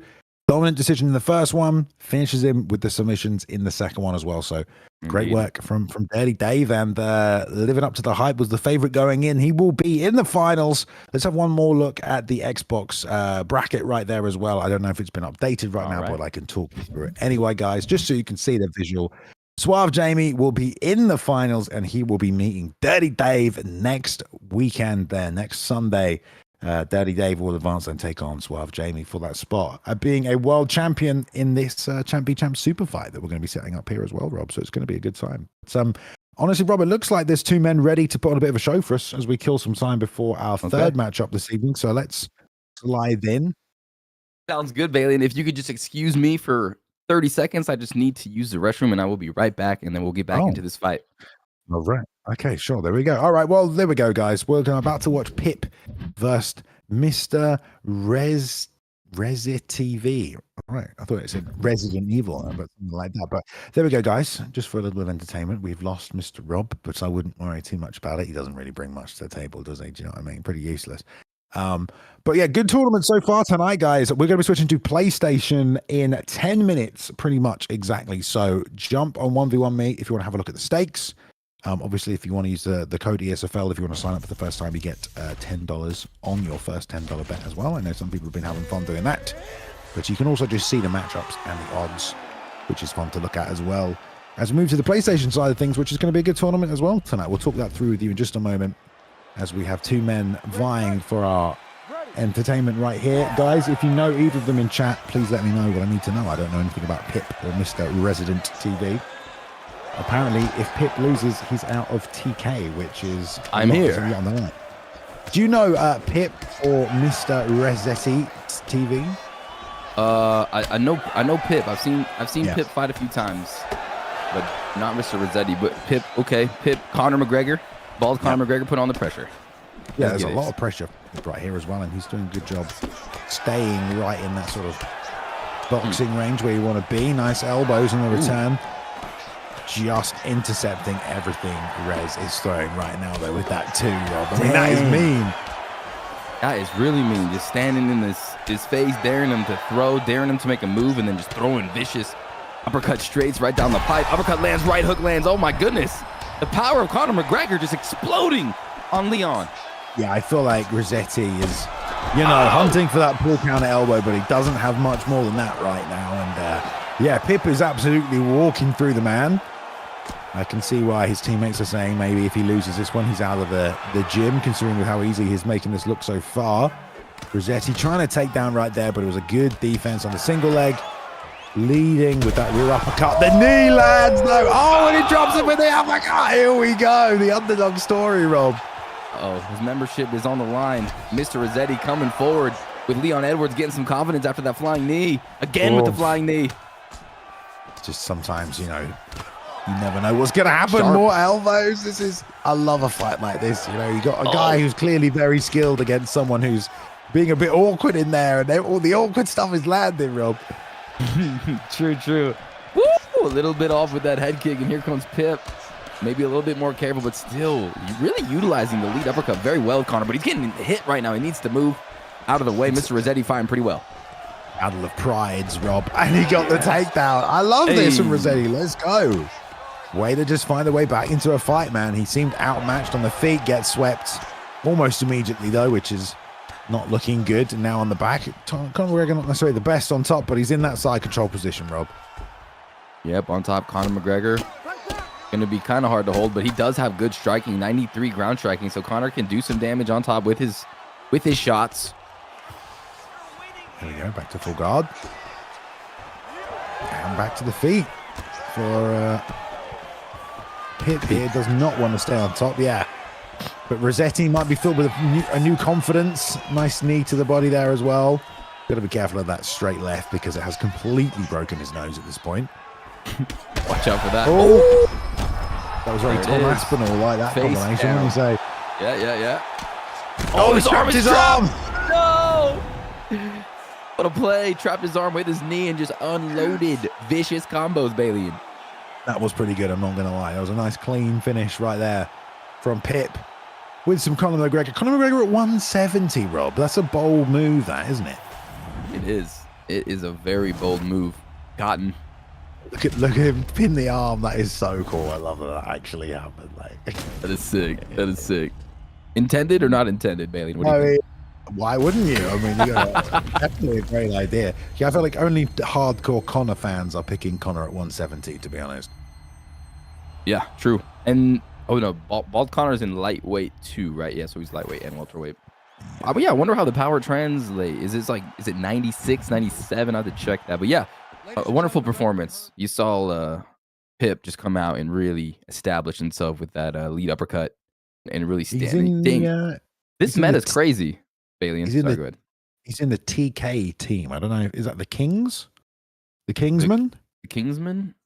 TK. It's got to be the Killers. The Killers? The Kangaroos, mate. Flying bloody hell, mate. Kangaroos. Why are we doing Australia, mate? Is that Australian, Bailey? We need to start a team, Rob, don't we? We need to start our own team. I have a team. What? Yeah. It's called Ninjitsu. Wow. Thanks for the invite, you prick. Ninjitsu, fair enough. What do you guys do ninjitsu in your team, or?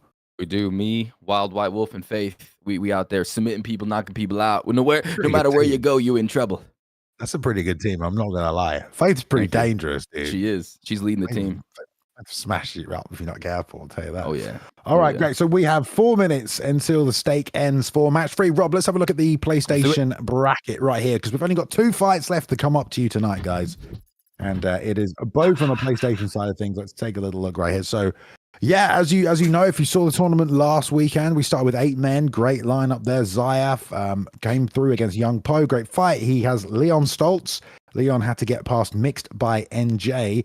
Did so. Someone who I hadn't seen too much of, old Leon, but I put on a great performance. So we're about to see that matchup first. So that's what we're going to in about 4 minutes, guys. Zyaf versus Leon Staltz. If you still want to place a stake, jump to 1v1me.com.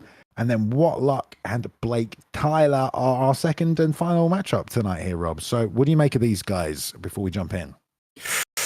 Well, Zyaf is the favorite, 1.45, and Leon Stolz got a 2.3x. So, a lot of people are betting on Zyaf, but not as heavy of as a favorite as Dirty Dave was. And Zyaf is picking Jack Hermanson and Leon Nick Diaz. So you got to think Nick Diaz has that submission defense and also has the boxing ability. Is it a counter pick? Hermanson, Balian. I mean, maybe. It's a crazy fight right there. Jack Hermanson versus Nick Diaz. Wow, dude. Like, that is insane. I've ever seen that in my life. But okay, we're doing that one first. That's fair enough. And What Luck and Blake Tylerr, well, who have they locked in? Blake Tylerr and so Blake Tylerr is going to be Israel Adesanya, and Watts is going to be Alex Pereira, and that's very even odds right now. A very fun 185 matchup there. Even odds there as well for Blake Tylerr. Yeah. Blake Tylerr obviously just beat Zyaf yesterday in the Killer Cup 2023 tournament, won himself $500, I believe, there. It was a good time, bro. It was a good time. People have been getting themselves some stuff. Why don't you just give 1v1 me just one more shout out if you can, Rob, before we get this tournament going, just so people know what the dealio is. Dude, can we play the sweet advertisement that I recorded, Balian, right now? All right, guys, check this commercial out. Fans are making thousands of dollars in the matchups today. 1v1me lets you do just that. Download the app and visit 1v1me.com.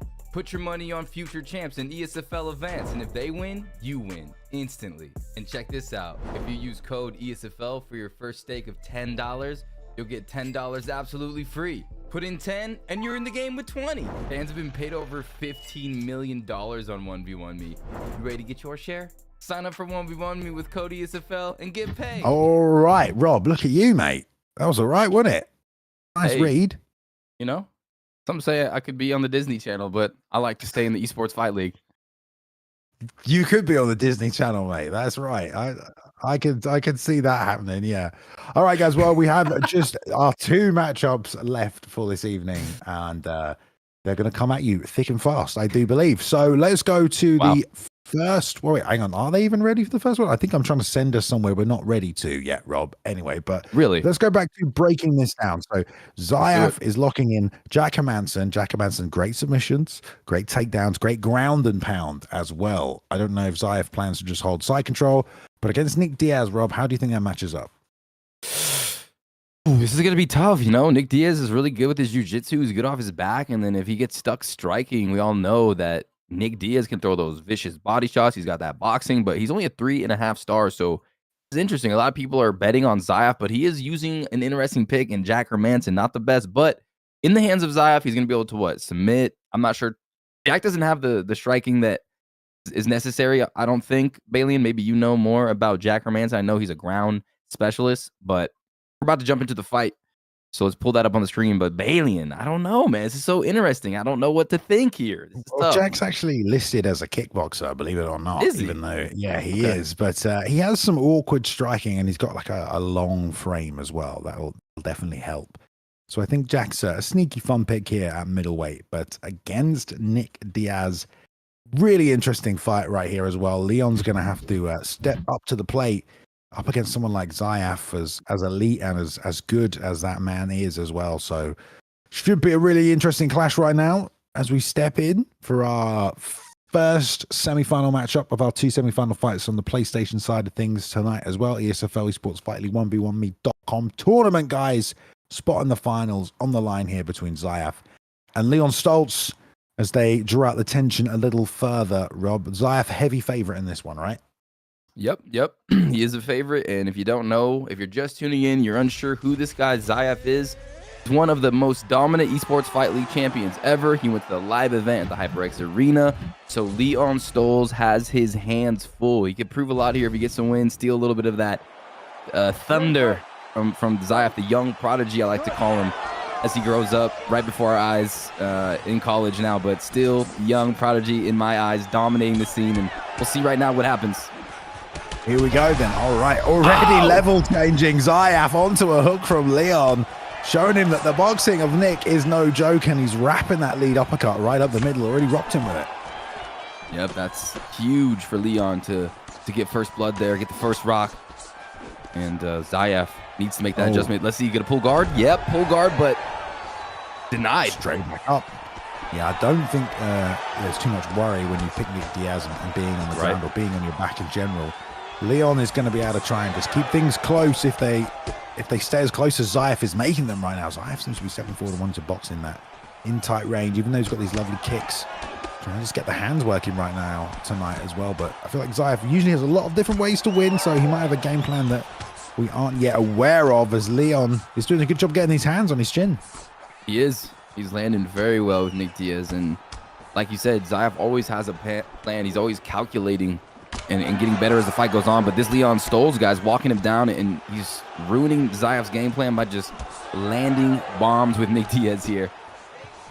Yeah, and Zyaf got a bit more defensive right now as well, trying to probe with that jab and find homes for something else around it. 3 hooks there from Leon was a good job.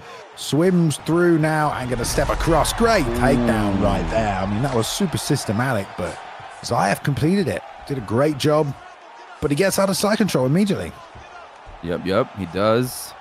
And tries to step over. Leon valiantly defends on the left side, but Zyaf holds him down, and he's going to step over again. This is getting real scary now.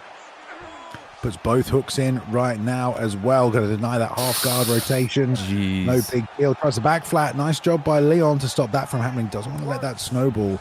We'll see if there's some ground and pound coming from that position, but we're going to full mount posture up there. Great ground and pound possessed by Jack Hermanson, but good slip. Doesn't take too much damage as Leon. No, able to survive. Not too much damage, but now Jack Hermanson's pounding down the pipe. Dude, that is a lot of damage coming out right there. For this early on, denies another attempt to get out. And really, Leon has to start getting good with that. Flicks to deny those postures up, Rob. He needs to deny these postures up. He does. And Zyaf finishes that last grounding pound with a vicious elbow. And now he's trying to get up. Leon, no, though. Interesting that sprawl worked. I wonder if he'll keep going back to it. Zyaf says back to the feet here for the last 30 seconds. Going to put some more pressure on with the boxing. Pull counter 2 lands as well. Don't forget Leon has that rock that he hit Zyaf with at the start of the round. I mean, it was a lead uppercut. Loads on the overhand here as well. Got to be careful. Doesn't get countered. Nice roll to the outside uppercut. But kind of a close first round. Damage on both sides. But probably Zyaf with the ground and pound might have taken that one, Rob.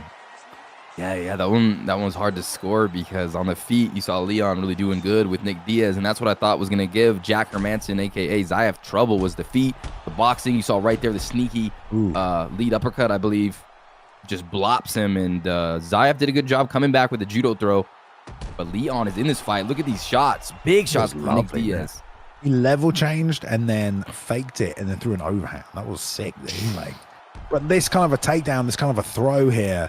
You know, sometimes they're relatively easy to defend. You know, if you know your opponent is going to throw, must take him by surprise, but he can't be letting Zyaf get takedowns like that, really, Rob. Yeah, he was probably afraid, Bailey, that he was going to jump on like a flying triangle or a flying armbar. I don't know if Jack has it from that position. When you frame down, you could lock in those crazy submissions. I don't know if Jack has it, but maybe that's what he was thinking. All right, back to the feet right here as well. Good jab work from Zyaf, who's just leading the dance right now. Again! Another clinch takedown, but there's a late denial. Leon back to the feet, but he needs to get the momentum back here. He can't be getting caught going second at that range, because this is perfect range for Zyaf right now. Big swing and a miss, though. That was a sick sequence. They're just standing in the middle and really trying to be selective with what they do. The takedown. The back take, but no, Leon standing strong, but Zyaf electing just to throw some punches. Big right hand lands for Zyaf. Yeah, that banged off the side of the head of Leon. Who, just pivots into a lead hook. If I was Leon, man, I'd take a second to just reset right here, try and slow the pace down a little bit. Because Zyaf is doing all this work with just this long jab right now. Yeah. I'm just intercepting wherever Leon decides to go, pivot, move his head. He's just meeting him with a perfect shot. Oh my goodness. I thought that was going to land, that axe kick. Just a centimeter out. It looks like he pulled it at the last second and followed through on it, because it did look like it was going to land there as well. But big cut above the right eye that Leon is going to have to deal with as well. And that left hand has been doing tons of damage. There's the pull guard. Straight back to the feet, though, from Staltz, who honestly I feel like could do with getting some top position for this round just to mitigate some of this damage, because he's taking more and more shots here, Rob. Yeah, he's in so much trouble right now. Zyaf in complete control of this fight now. Uppercut lands. There's the takedown. Brutal. Yeah, man, that was really well timed right there. Snuck that shot in, gets the takedown. Now he's in danger of all this ground and pound coming through as well. I mean, this is not good for Leon. Not good at all. Slicing and dicing. Cannot get out of this position. He's going for the Kimuras. It's so hard to lock in, and he locks it in. Should be able to get it as well with the struggle coming through. There is a deny from Zyaf, and this is going to be all she wrote for that submission defense bar. But let's see how good Diaz is. A little bit of a mistake from Zyaf there. Yeah, he got out of it. Well done right there from Leon to avoid the tap or avoid losing some of that submission defense bar.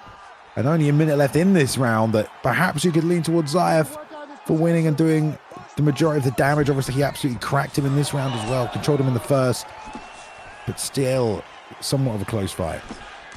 Somewhat. I think Zyaf really erupted in round number 2, though. I mean, he's got Jack Hermanson and oh my goodness, as I was saying, Balian, it's a fight. You're right, it's even. Zyaf comes back with the elbows there as well. Thought about the front kick, but a lovely uppercut from Leon.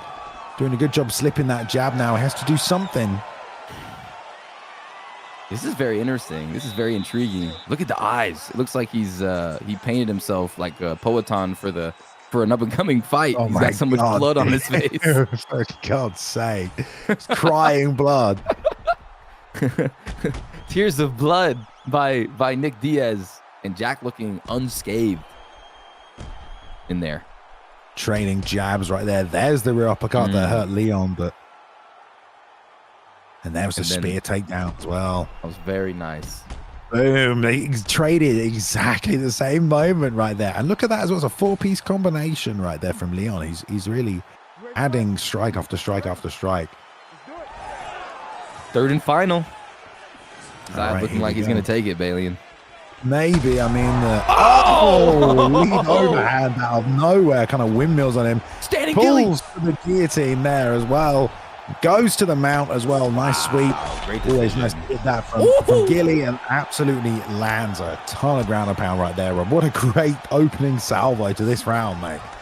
Huge. Lead overhand, drops him, threatens the guillotine, uses it to get to mount, and then drops ground pound, vicious elbow, already adding to the accumulative damage that has already been dished out by Gordon Ramsay, a.k.a. Young Prodigy.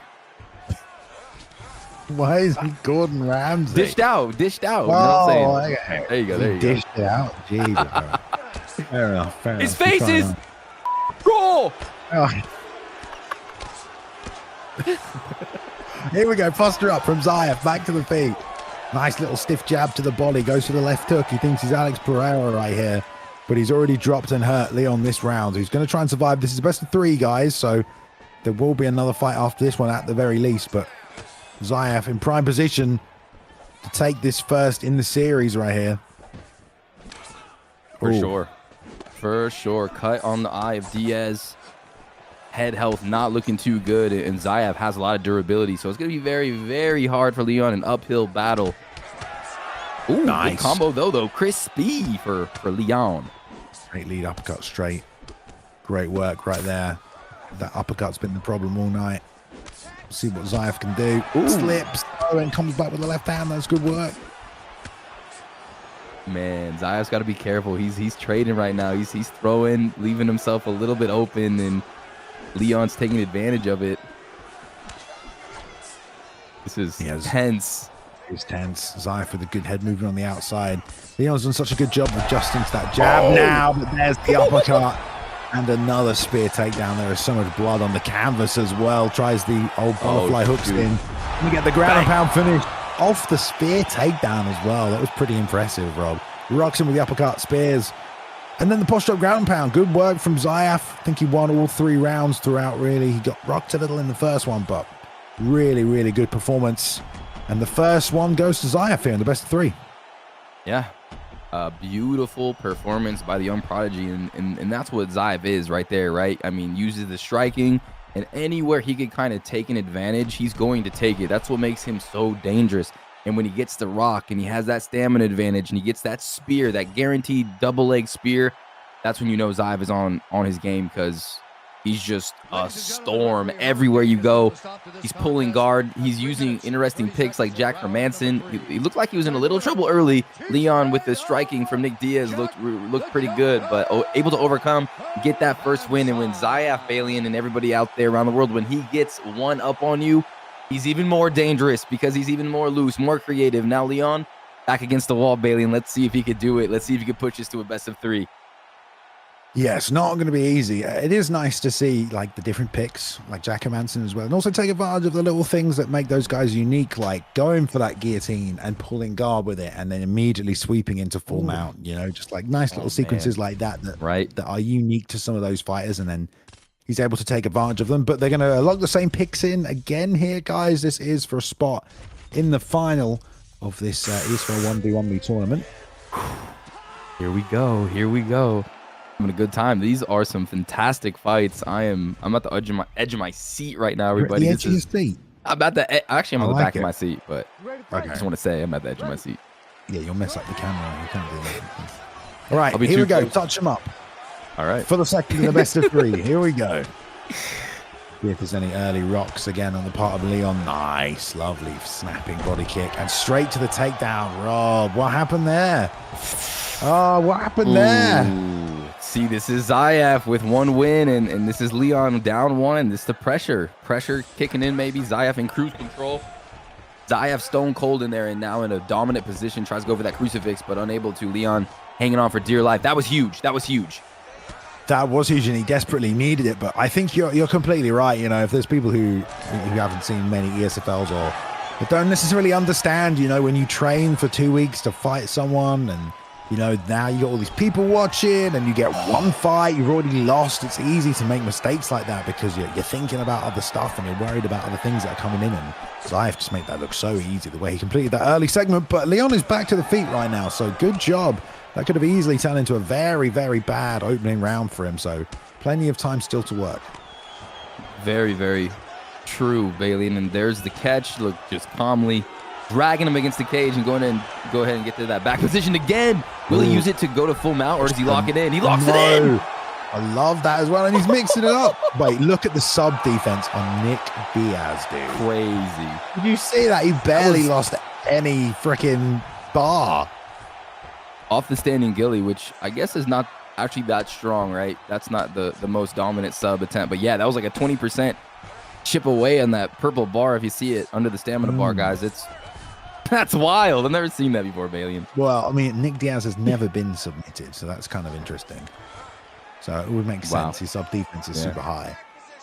Nate has been submitted. I think he got armbarred by Hermes Franca, I think maybe, in the WEC. And some knowledge. I have the knowledge. I have the knowledge.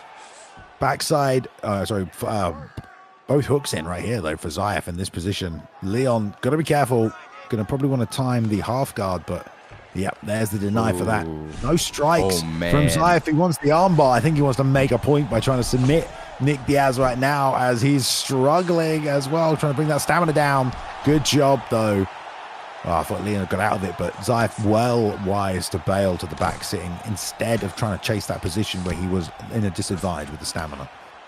Yeah, and Zyaf is doing such a good job at, you know, misdirecting probably you guys, and especially his opponent. He's switching things up and being unpredictable on the ground, which is amazing to watch. Going to that full mount. Mate, so many transitions happening on the ground right now. Good job there by Leon, and he does get half guard. He desperately needs that. The question is, what can he do from here? There's the posture up from Zyaf, and a lot of ground and pound to follow, but great job slipping out. That's exactly what he needed. And that's going to be the end of the first round. Yeah, and you saw Zyaf really unload because he knew the time was going to tick away, and it didn't matter if his elbow got slipped and he got the scramble, and that's another just, you know, feather in the cap of Zyaf, just able to really recognize where he is in the fight and what's going on, and starting out strong. I mean, that was a dominant round. Did we even see Nick Diaz? Oh, man, did he land anything? I don't really remember. I just remember Zyaf from the opening bell, Bailey, and just kicked him with the front teeth and then took him down, and the rest was history. Blake Tylerr coming in and giving a bit of advice. Obviously, Blake Tylerr about to fight up next. Just box, Leon. No kicks, just box is the advice from Blake Tylerr. So there we go. We'll see what the strategy is from Leon. He is playing Diaz, so the kicks aren't necessarily going to be there anyway, but we'll see. Zyaf has just got such good command of this fight so far, staying really calm and patient. And Leon, you can tell he's trying to pressure Rob, but he's having real difficulty landing combinations. Yeah, he really is. He's got to worry about that takedown. He's got to worry about, you know, that jab combination that Zyaf has been landing so beautifully, and the striking is just a little wild for Jack, but a couple good shots there. Ooh, uppercut lands. Yeah, good job flowing through, and there is the elbow on the breaker as well there. Great work by Leon. Got to be careful he doesn't roll into a lead hook there from Zyaf. Great distance management, jab, the right hand stuck in with that as well. Having Leon reset here a little bit as he's under assault right now from Zyaf off the back foot. Staltz trying to pressure, but having an even more difficult time right now. Zyaf going with the double teeps to the body. Now back to the jab. There was a right hook that got met with an uppercut, though. That was big damage. It was. Trying to keep Leon at bay, and Zyaf does such a good job kind of swimming at the outside of that black line, but not getting pressed against the cage. He moves well left and right to keep that pressure off him. He's landing big shots, and these are damaging the head. They're not landing flush. They're leaking through on Leon's dome. Went for the big overhand left. Once again, Leon's thrown that a few times. I would love to see him just start combos with that 2 a little more, you know. That 2 is such a good weapon. There's a nice slip into the left hand as well. Needs to do a lot more damage to the chin of Zyaf, though. Halfway through this second round now that has been entirely on the feet. Both men going backwards and forwards in the striking department. Zyaf doing a good job off the back foot, and Leon not able to land anything big. There is the 2 we talked about, opening up without that landed stiff. And there it is again, snapping the head. Oh, uppercut and the spear up. Jeez. So that spear is guaranteed after you get a rock like that, huh? It's not really the stamina that's doing that. I think it's the you know, you're actually stunning the opponent for a brief second. And man, Zyaf is so good at that, and that's such a headache. You get hit, you get rocked, and then you get taken down, and Jack's on top with Zyaf controlling him. That cannot be a great thing to feel in there. And nice. Oh man, where's he going, Bay? Side control. Didn't even look like the full guard posture up had finished by the time he hit that side control sweep. He just knew obviously that he had the stamina and preloaded the animation. Got it in there. Good job though by Leon to get back to half guard. He's going to stay here as well. Going to hit that Kimura. Amazing work from the bottom there. He really needed that, but there wasn't that much time left in the round anyway, I guess. Unable to get that left flick. Zyaf sneaks out of that submission. Denied on top from Leon, and Leon doesn't have a lot of time. Maybe just a posture up. Zyaf's going to recognize it and probably flick up and deny. Oh, he's going to sit for a guillotine. I bet he's going to try and finish it as well. And he's locked it in. Oh, no, he passed. He passed to half guard. There we go. Good step over. Close. Yeah. Like the Hail Mary sub at the last second. Why the hell not? Why not chip away at Leon's Nick Diaz's defense, which is so sturdy. But what? This is a 3-round fight going into round number 3 here, and geez, it seems like Zyaf is just cruising his way to the finals. Just got a notification as well. In 15 minutes, obviously, we have our next matchup coming up, which is our last fight tonight, which is another matchup for the finals here between Blake Tylerr and what luck. It just came through. Blake Tylerr is sold out on 1v1 me, so you can only stake down on the underdog. So if you still want to do that, you've got 15 minutes to have a look over there. Alrighty. Sounds like a plan. Here we go. Third and final round. Huge moment, ladies and gentlemen, for Leon. He's got to get this win right here, right now. Nice stiff right elbow there as well for Zyaf. Yeah, Leon trying to open up with that too, but he's just having real trouble beating the range right here. I mean, this is just great use of the reach from Zyaf on the big frame of Jack Manson. It is, and you got to worry about those overhands coming in from Leon. Has been throwing that lead uppercut so brilliantly, but man, Zyaf also with that rear uppercut, Bailey, and throughout the fight, it's been landing it flush. Trying to stay on top of his man here, trying to walk him down, attacking that high guard of Zyaf, who's looking to pitch these hands back. Slip straight right there. Nice work from Leon. There's the double leg into the under over. Swims through. That's nice. Some knees and an uppercut on the break, but to think about the damage that Leon's got to do, there's a lot of head health left on Zyaf, Rob. Yeah, it's going to be real tough, and he's got a high block as well. But with Nick Diaz, here we go. He's starting to chip away. Pressure coming in. Nick Diaz all over him. Leon being methodical, though. He doesn't want to overextend. He knows as soon as Zyaf rocks him, Bailey, the takedown's going to be following, so he's got to be so careful. There we go. Hits a sprawl, though, but again, really not where he wants to be, and there's the pull guard from Zyaf. Very sensible. You know, that's what a sensible person does, Rob. I say it every time. You just go to half guard. As soon as you get sprawled on, you have to. Right. And that's what Zyaf does. Leon there really close to taking that side control.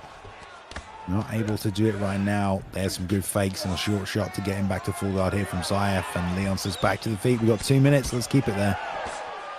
Body shots from Leon. Ooh, barely misses. Oh, Zyaf connects, and again, that's the danger.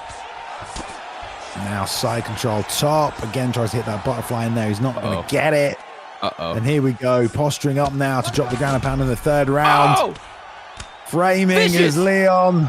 He's still in it, but that could have been it right there. And only 1 minute 30 to make something happen for Leon. You just feel like, Robbie, he's not going to be able to get it done. And that Zyaf is just going to cruise through. Towards the end of this round, another deny. And there's another Kimura attempt. He's going to finish him right here. I think he's going to use that to get the full mount. Do you think he goes for the submission? I think he will try to. It just depends. The struggle's coming out. Nice. Trying to bring it down. Good job by Leon. Back to full guard, but he's got no stamina. They went for the leg lock. Nice deny right there by Leon. Huge. That was very nice by Leon to survive that. That was a scary position against Jack especially. I mean, he's got Nick Diaz, though. But Here comes the ground and pound Balian, but still just hops on over, and this is going to be a smooth adventure sailing through to the finals for the young prodigy. And there you go, the final horse sounds. And you got to think, yeah, 3 rounds in the bag, most likely. Bagged away for Zyaf right there. Good fight. Leon showed up, rocked him a few times, but it was just a great game from Zyaf, really, Rob, wasn't it? Great use of the distance and the jab on the feet with those kicks as well. And then the takedowns, the ground and pound, the submission attempts. It really was. God, look at all those shots that landed there as well. It really was a great performance. It really, really was. I was worried with the Jack Hermanson pick for Zyaf, but he showed that he's got the ability. And those takedowns, let's listen to the judge's decision real quick. 30-27. And it's got to be Jack. Zyaf, the young prodigy, moving on to the finals. Let's get some hype in the chat. A bit of word here from El Presidente. Zeke Hunter, Leon hold the takedown submission counter when he got rocked. Very smart, that, isn't it? Preemptively assume you're going to get double legged after the rock and then go for the submission counter, which on Nick Diaz I think is really good. Can he actually defend that? That's not a guaranteed takedown. That's spear. Yeah, I believe you can always defend that. But the window has been very, very, very small. I think you have to like pre-deny for sure, definitely. I believe that's right. But there we go. Zyaf here post-fight. Pick my fighter without actually testing the matchup. My teammate was smoking me with Nick earlier today. Had to play it extra safe, apparently, from Zyaf. Well, I think it was a good fight between both these guys, really. Rob, we have another fight in between. So we've got 10 minutes, guys, before our final fight starts. 10 minutes to get your last stakes. Do we have enough time? Yeah, we do. Yeah, we do. Rob. Yeah. Okay. Here we go. Going in with Word Life and Groovy Rooster, who I feel like both won today. Groovy Rooster had a great performance with who was it against the Bruce Lee pick? Game Bender against Game Bender. Yeah, this will be a good matchup because Word Life is really good. Striking wise, have we seen Word Life yet in UFC 5? Yes, I've watched him quite a lot so far, and he's very dangerous in UFC 5. Very, very, very dangerous. Kickboxer, good range, good management of distance. We'll see what happens here. All right, well, quick little matchup here for your entertainment, guys, before we go to our final fight tonight. We do know now that that was a weird way to say it, wasn't it? We do know now that the PS finals contain a one Mr. Zyaf, so we're about to send another one through to him between Whatluck and Blake Tylerr. We'll break down the matchup and have a look at the bracket in just a second as we get another recreation of last night's main event, Rob. Hey, what did you think about this fight today, I see. Yeah, these two fought in real life. Hello, is anyone home? Yeah, Pereira and Jerry Prochaska. I mean, that was just a sick match. I really liked how Jerry was using his like feints and kind of ducking down for like a takedown and coming with the uppercut, but Alex Pereira too strong with that left hook, Balian. Yeah, man. Yuri was landing a few things. It was really that calf kick, I think, from Alex, right? That really just slowed Yuri down. And you could tell even after like 4 or 5 of them, that left leg of his was just locking up. I wonder how powerful those... They look so chill, right? They don't look like they're coming with too much pop, but they hurt. They look like they hurt hard. Yeah, and also I think... Oh, there's that flying knee as well. I think... that made him a little desperate as well, didn't it? Which caused him to rush in and may have created that sort of finishing sequence that we saw. But we all knew Alex could do it when Yuri had ways to win. There's the left hook right there.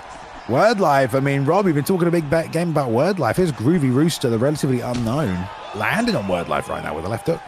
Right. Groovy Rooster proving a lot right now, doing good against Word Life. Lead overhand lands as well, and Groovy Rooster is a game opponent. Head kick. He's all over Word Life here, just damaging him on the feet.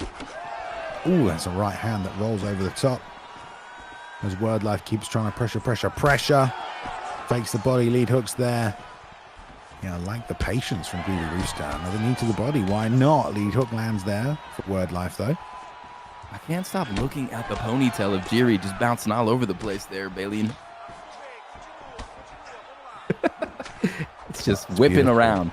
Physics. That's Unreal Engine physics, Rob. Wait, no, Frostbite Engine. Frostbite, my bad, not the Unreal. Frostbite. Get that right. That was pretty intense, that was, dude.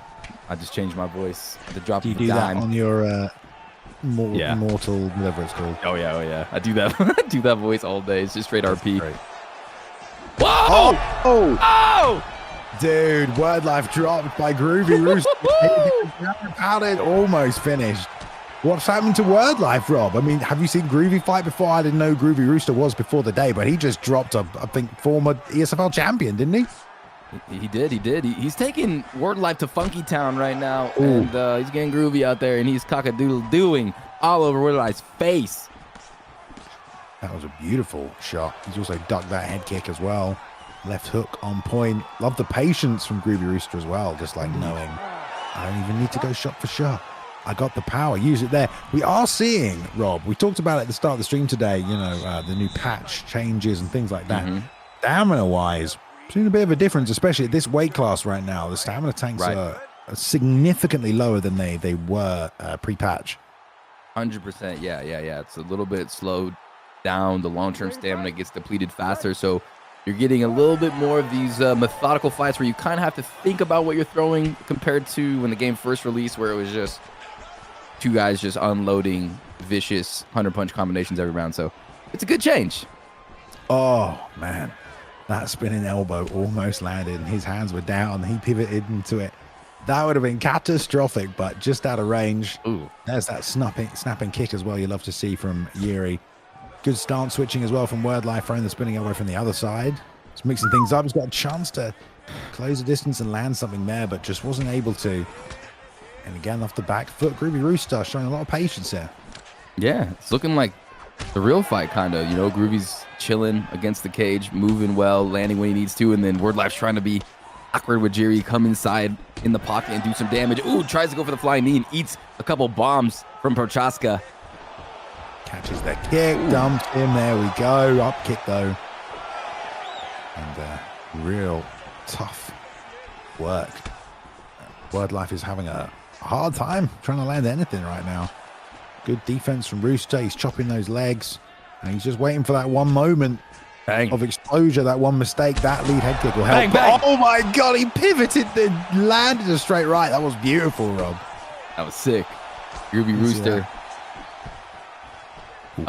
Bewildering, I guess, Bailey. Bewildering with these strikes, Word Life. Yeah, you don't see that every single day. Under 5 minutes now before our final fight, guys. 1v1me.com if you want to put a stake down on what lock. I believe Blake Tylerr has sold out, Rob. For those people who are wondering how 1v1me works or anything like that, there are limitations on how many collective bets can be placed on one individual. Ooh, sharp elbow. There's a lot of confidence behind Blake Tylerr tonight. We're going to have to play that sweet commercial again after this fight, I think. You know what I'm saying? One more time. Let everybody know how to get on in. Oh, the spinning back fist. Finally a moment for Word Life. He's been doing consistent damage, but he drops him there, and he's going to get the... Oh my God, I swear that could have been it. He's got a glass jaw. Bad spot right now for Rooster off the back foot. He wants to left hook him. We've seen how it works in real life now as well. There's the right hand, goes through the block. Oh, the uppercut. Oh, another one. Dude, what a comeback from Word Life, dude. What a comeback. I told you, Word Life is the real deal. He's the truth.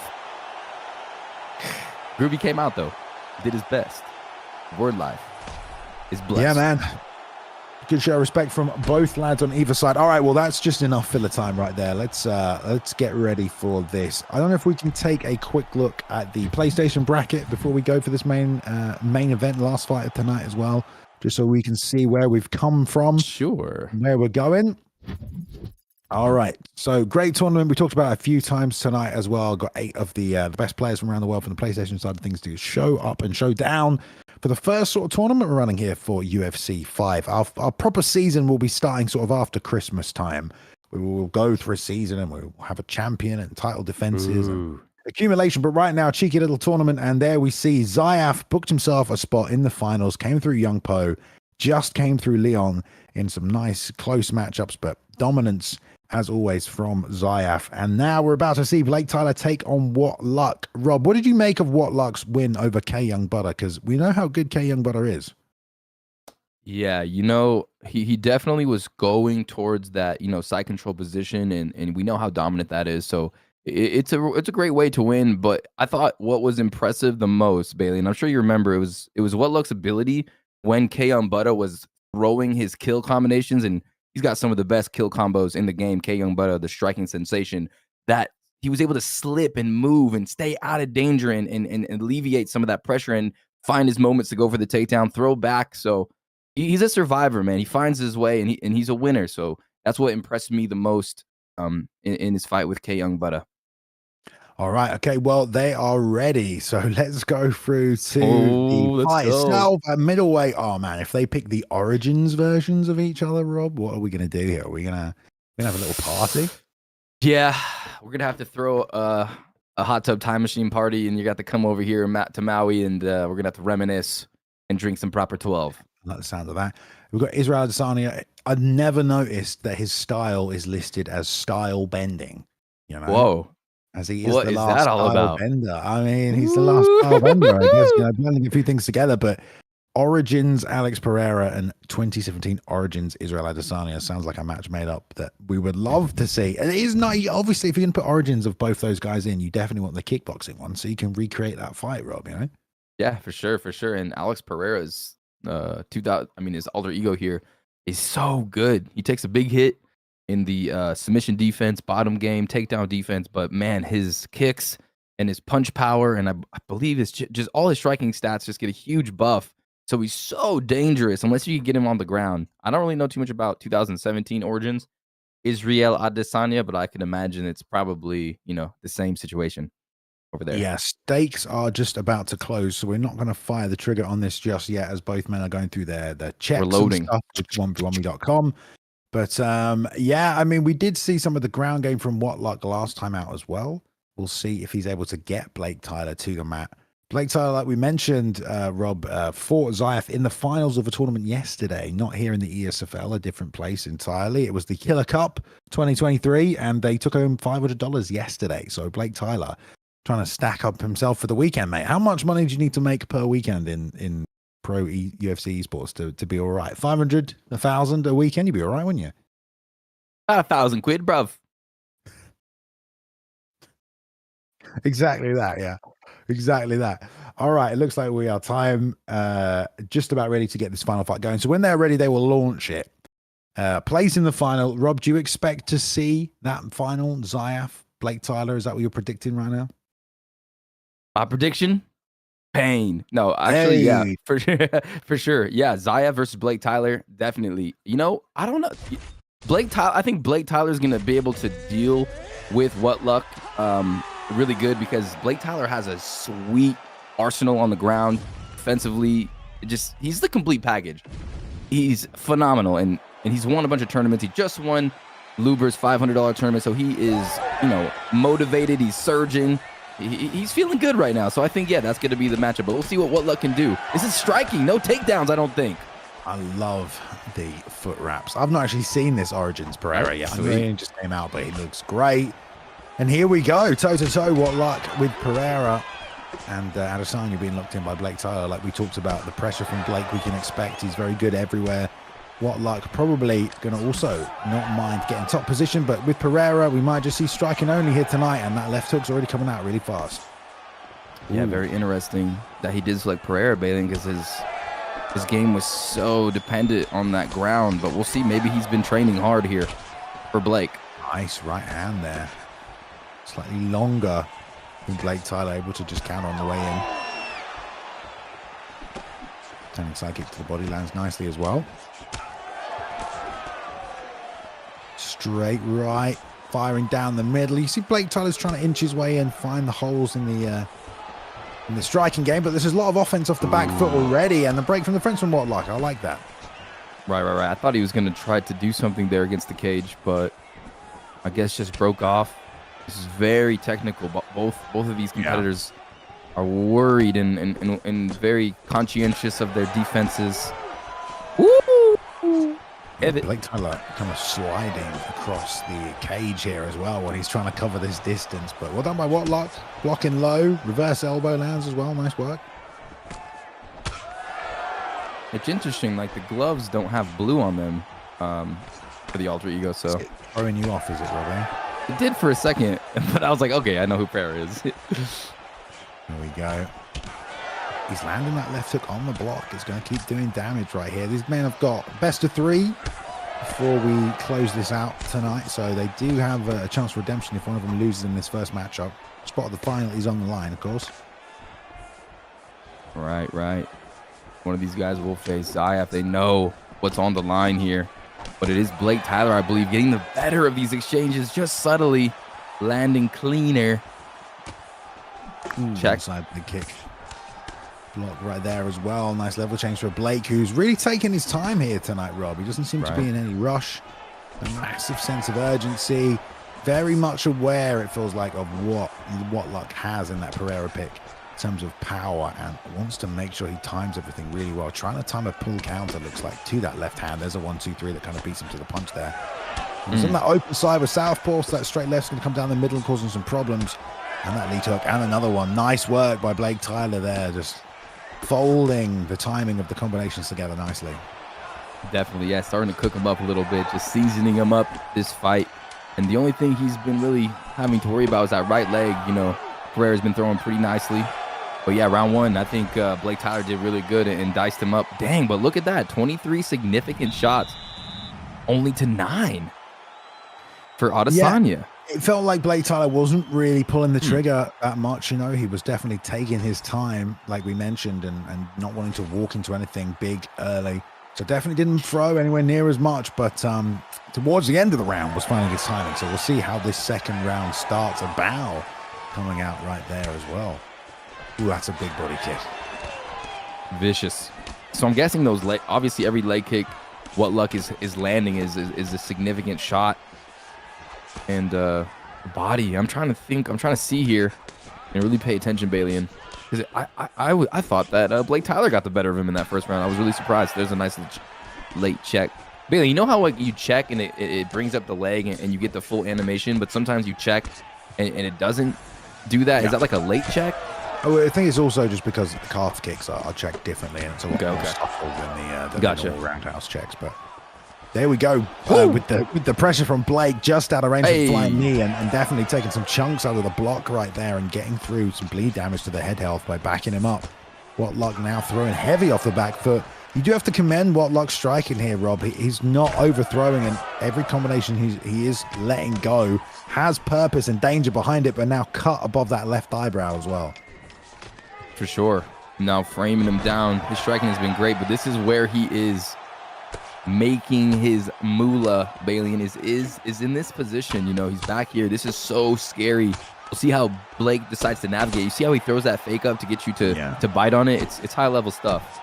Blake also just constantly hammering there as well from the bottom to the side of the head from bottom side control, just giving himself an opportunity. He tries to sneak out of this full mount though, and a deny right there, but he also denied the posture up, and now back to half guard. That was huge from Blake Tylerr, getting that deny on that posture up, half guard position into full. Good stuff from Blake. Yeah, Blake just kind of making this look easy right now. Here comes that sweep. There it is. Boom. Dang. You know it's coming every single time. He's just so good at setting it up, but straight to the back sit from what Luck. Well done. Wow, can't believe he snuck that one in. Huge play. Now trying to go for that choke. Denied by Blake. Blake seemingly very comfortable here, Balian, in these positions. People in the chat calling on for what's Luck. Money on the line is true. Someone's going to make a big payday, Balian, if what Luck gets this one. Yeah, and if what Luck can just do some damage here as well. Posture up. He's flattened him out. If he can mount up and do some damage, he can really change the course of this fight. Going to go for the rear naked choke and then take full mount with it as well. Dang. And here comes the ground and pound we just talked about. This is big damage. This is going through the block. This is land. It's going to count really big on the scorecards. Denying that right side. Yeah, that's what Luck did in his last fight against Young Butter. His ability to get these positions. Here it is. Locks in the arm bar. You see the fake from Blake? The fake, yeah. He's going to get it. He's going to lock it all the way down. He is not going to get it. Good transition. Timed it well. You know, when your opponent does struggle, bring your stamina down, you know that as soon as your stamina's down, they're going to armbar. So you can wait just before your stamina is going to go down, and you know your opponent is going to be looking to defend. They're going to be looking to attack. So you can time your transition right as your own stamina reaches 0, because more than likely your opponent isn't going to be worried about defending what you're doing. They are just waiting for that moment to hit the submission as soon as possible. And it's such an interesting game, especially in ranked when you can't see your opponent's stamina. It's so interesting when you're trying to figure out when's the right moment to make my transition. It makes kind of for a fun little experience, a sweaty experience as What Luck comes forward. And his pivots has been amazing. His movement, his pivots to keep him out of danger. I mean, he's doing such a great job against Blake on the feet as well. Yeah, I really think What's Luck has definitely put some time in here with Polyton. He's moving really well. Like that elite head kick into the turning side kick, just knew exactly how to throw that. And there, again, the slip right hand, he's landed that a bunch of times as well. Yeah, he's uppercutting. Blake Tyler's been defending himself, though. You can see the block really taking punishment on Pereira's side. And that's because Blake is just landing these nice, simple combinations. You know, he's trapping them. Ooh, head kick, huh? Yeah, lead leg question mark there that went over the top. And the takedown right there as well from What Luck. What Luck's showing a really well-rounded game tonight as well. Some people just missed him as just a bit of a grappler last time around, but he's shown an ability to strike on the feet and then also get some great takedowns as well, and then land some good ground and pound. For sure, and that, guys like What Luck, ours is so scary because there's no real weakness. Like, even if you have a little advantage like Blake Tyler does, Bailey, and he still has to keep in the back of his mind, hey, this guy's gonna pivot, this guy's gonna take me down. I gotta be wary. Ooh, but he's landing bombs here. Yeah, Blake Tyler starting to surge now, perhaps knowing that he needs to finish him. Oh, great two-piece combination. Touches with the jab lead hook straight as well. Nice work from Blake Tyler. Jab. All of this is on the block, and man, he's dropped him because What Luck cannot get away from this. Blake gonna ground and pound and try and find a finish, but back to the feet, says get up. Dang, Bailey, and the jab lead hook has been such a good technique. Bang! Flips him. Oh, the uppercut as well. Blake Tyler now with that accumulation of damage. We talked about it throughout the fight. Wasn't necessarily winning all the rounds perhaps, but was definitely landing damage, and 1 minute 20 to make something happen. Denies that takedown, Rob. Beautiful deny. Bailey, wow, clinical. Dude. After surgical. That great performance throughout the fight from What Luck, Blake Tyler just waited for that perfect moment. 2 minutes left in the fight and had the stamina, had done enough damage, and just surged forward, went for it, and finished him, Rob. Blake the Surgeon Tyler is what I'm going to call him from now on, because this guy, in every position, he is so nasty. Look at that, off the clinch, uppercut, throws the left hand on the back of the head, illegal strike, bounces his head off the cage. Dirty stuff, Bailey, and I don't even know what to say, but wow, what a performance by BT. He's falling into the hook. Look at that. I mean, that is kind of ridiculous. It's not like What Luck could defend himself in that moment in time, you know, but hey, man, this is what happens. You know, you punched him so hard. Yeah, that's UFC 5. He punched him out of the clinch. He came out of the clinch, rocked, and he hit him with a follow-up shot. So there we go. A win on the board for Blake Tyler. Dead even going into that third and final round on the scorecards there as well. So essentially what that is saying, Rob, is that whoever won that last round would have won the fight, and Blake Tyler obviously rocked him a bunch. So you got to think Blake Tyler was about to win on the scorecards anyway. Yep. He was doing some good damage early, you know, landing some accurate shots through the block, and it was What's Luck doing a good job staying out of the way, countering what Blake was doing, but Blake was in control of that fight. There's a few situations where he had some nice positions with Alex Pereira, but that's going to be kind of hard to hold down. He doesn't have the best top game. So I don't know. This pick might backfire on What Luck, but he did perform well, Bailey. And so here we go. Fight number 2, elimination is here for Mr. What's Luck if he does not win. There we go. All right. Well, people still believing in What's Luck in the chat. Let's see the best of 3 guys here. Blake Tyler up 1 right now. The winner of this will join Zyaf in the PlayStation Finals next weekend, where the money is on the line. $400 for the winner, plus all of the accrued stakes throughout the tournament as well, which I'm guessing is quite a lot. You guys have been supporting your fighters here and also having some fun at the same time, hopefully. Yeah, it's been a lot of fun. Oh! Hello. Wheel kick off the back. Good morning. Landed flush. Not the first time he's thrown that, and he's been quite accurate with it as well.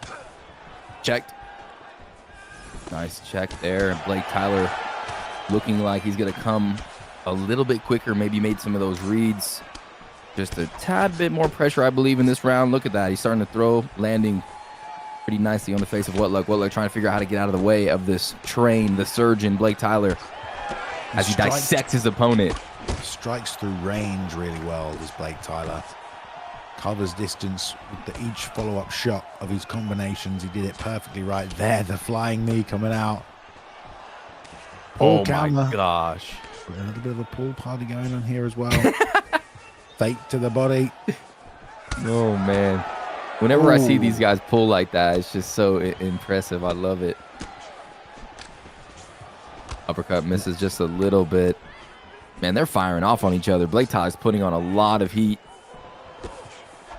2 hooks miss right there as well from Whatluck. Back on those pivots that you talked about, which worked out well for him. Shots to the body as well. Jab left hand. Straight punches following up right now as well. The pressure again from Blake. He's certainly been a bit more active so far in this round compared to where he was in the first. Oh, there's a straight lead uppercut as well. Nice work. Clean, clinical, just all over him. Pinpoint. Oh, no. Nice job there. That was great from Whatluck. He ducked, then pulled, landed the elbow. Second big shot that's landed for him in this round after that wheel kick early on. And that lead head kick landed as well, just above the guard. Yeah, Whatluck has put Blake Tylerr in a few dangerous positions already in round number 1, but it is still Blake Tylerr putting on that pressure, chipping away on that block, chipping away at that head health, and he's got him in the inferno right now. Pushing forward still is Blake Tylerr. Straight. He took off the back foot. Oh. Back to the fence right here for this almost entire round. Whatluck not able to keep Tylerr off him. He's landed a few pot shots here and there that have done big damage, but you've got to think this is the kind of offense Blake was putting out at the end of this fight in the third round. If this continues in the second, we might see the very same result. Yeah, we might. Flying knee from Whatluck, but Blake Tylerr ready. Uppercut lands. And Whatluck is still like in this fight, fighting so well off of his back foot, finding areas where, look, it's 18 significant strikes. He just finds a way to fight with so much pressure, you know, that he's facing against Blake Tylerr. I'm very impressed with his ability to land these shots. Look at that nice little slip. Was that 2 elbows? It was, yeah. 2 vicious elbows. Yeah, I mean, Whatluck got the elbows, he got the pull elbow, he got that wheel kick, but then Blake Tylerr was just consistently landing shots throughout the round, off the straight left, the lead uppercut, all kinds of tasty shots. And these kicks are good, but Whatluck gets to throw one of them, and then he's back outside the inner octagon, and now he cannot throw anymore because he just doesn't have the space. Slip, straight lead hook, and then the follow-up combinations with the 2 as well. All straights and lead hooks all day from Blake Tylerr. There's another one. Man. Just disgusting stuff from Blake Tylerr, moving in and out well with his footsies, really making Whatluck think, am I coming or am I not? And then that left hook is just there to throw power, break through that block, Bailey. Oh, there's a beautiful pull counter.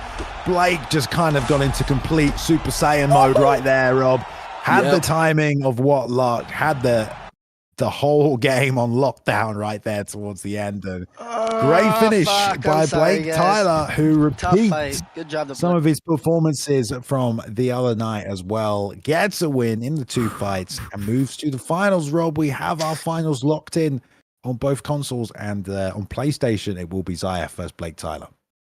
Damn, that is going to be a crazy matchup. And I don't know who wins that. I don't know who wins that. Blake Tylerr is proving to be one of the best players in the game right now. You know, he's working his way up. Definitely have him top 5, maybe top 10. Definitely a top 10 player. And you saw, like, he's Blake the Surgeon Tylerr. He's there just calculating and landing super precise shots, making you run into so many destructive combinations. And Whatluck is a badass player. You saw it. His ability to stand up, to land, to find those head kicks, and I don't know if he landed a flying knee, but he threw it. And then the fear of going to the ground, but Blake Tylerr handled it beautifully. And that just shows his full MMA prowess, and we know Zyaf, Balian. I mean, you know the young prodigy, what he has in his tool shed. So I can't wait for that one. It's going to be good. Let's have a look at the Xbox final bracket and then the PlayStation one here, guys. And we will just let you know what's happening next weekend, 2 p.m. Central Time. We will be back for the finals of these tournaments. We're going to send some money some of these guys' way. Your Xbox final will be Suave Jamie versus Dirty Dave, and what I believe will be best of 5 finals, Rob. And then on the PlayStation side of things as well, we've just seen him go through, but Blake Tylerr will be taking on Zyaf. Great finals on both sides of consoles here, Rob. Excellent events. Absolutely extraordinary matchups, and that's what the esports fight league does, is we put on the most exciting shows. The best players pitted against each other in these amazing tournaments, and thank you again. Shout out to 1v1me.com for hosting these tournaments on the website. It's been an amazing partnership, and this has been absolutely enthralling. Yes, Rob, enthralling. Good word to use.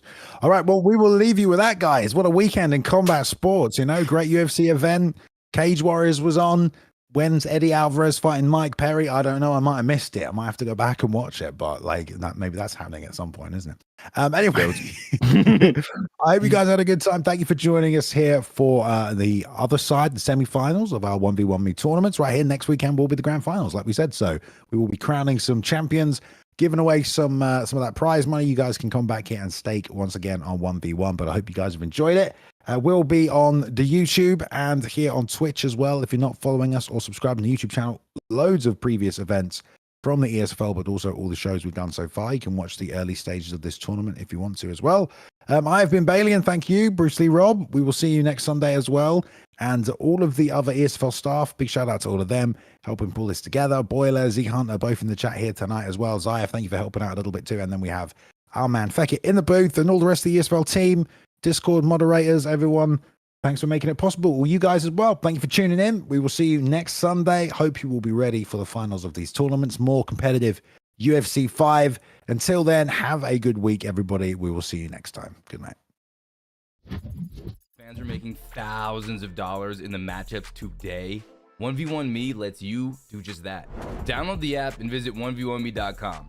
Put your money on future champs and ESFL events, and if they win, you win instantly. And check this out. If you use code ESFL for your first stake of $10, you'll get $10 absolutely free. Put in 10 and you're in the game with 20. Fans have been paid over $15 million on 1v1me. You ready to get your share? Sign up for 1v1me with code ESFL and get paid. To bring you the first event for UFC 4 with the ESFL, us. My name is Bailey, and thank you for joining us tonight. We have a stacked fight card for you this evening.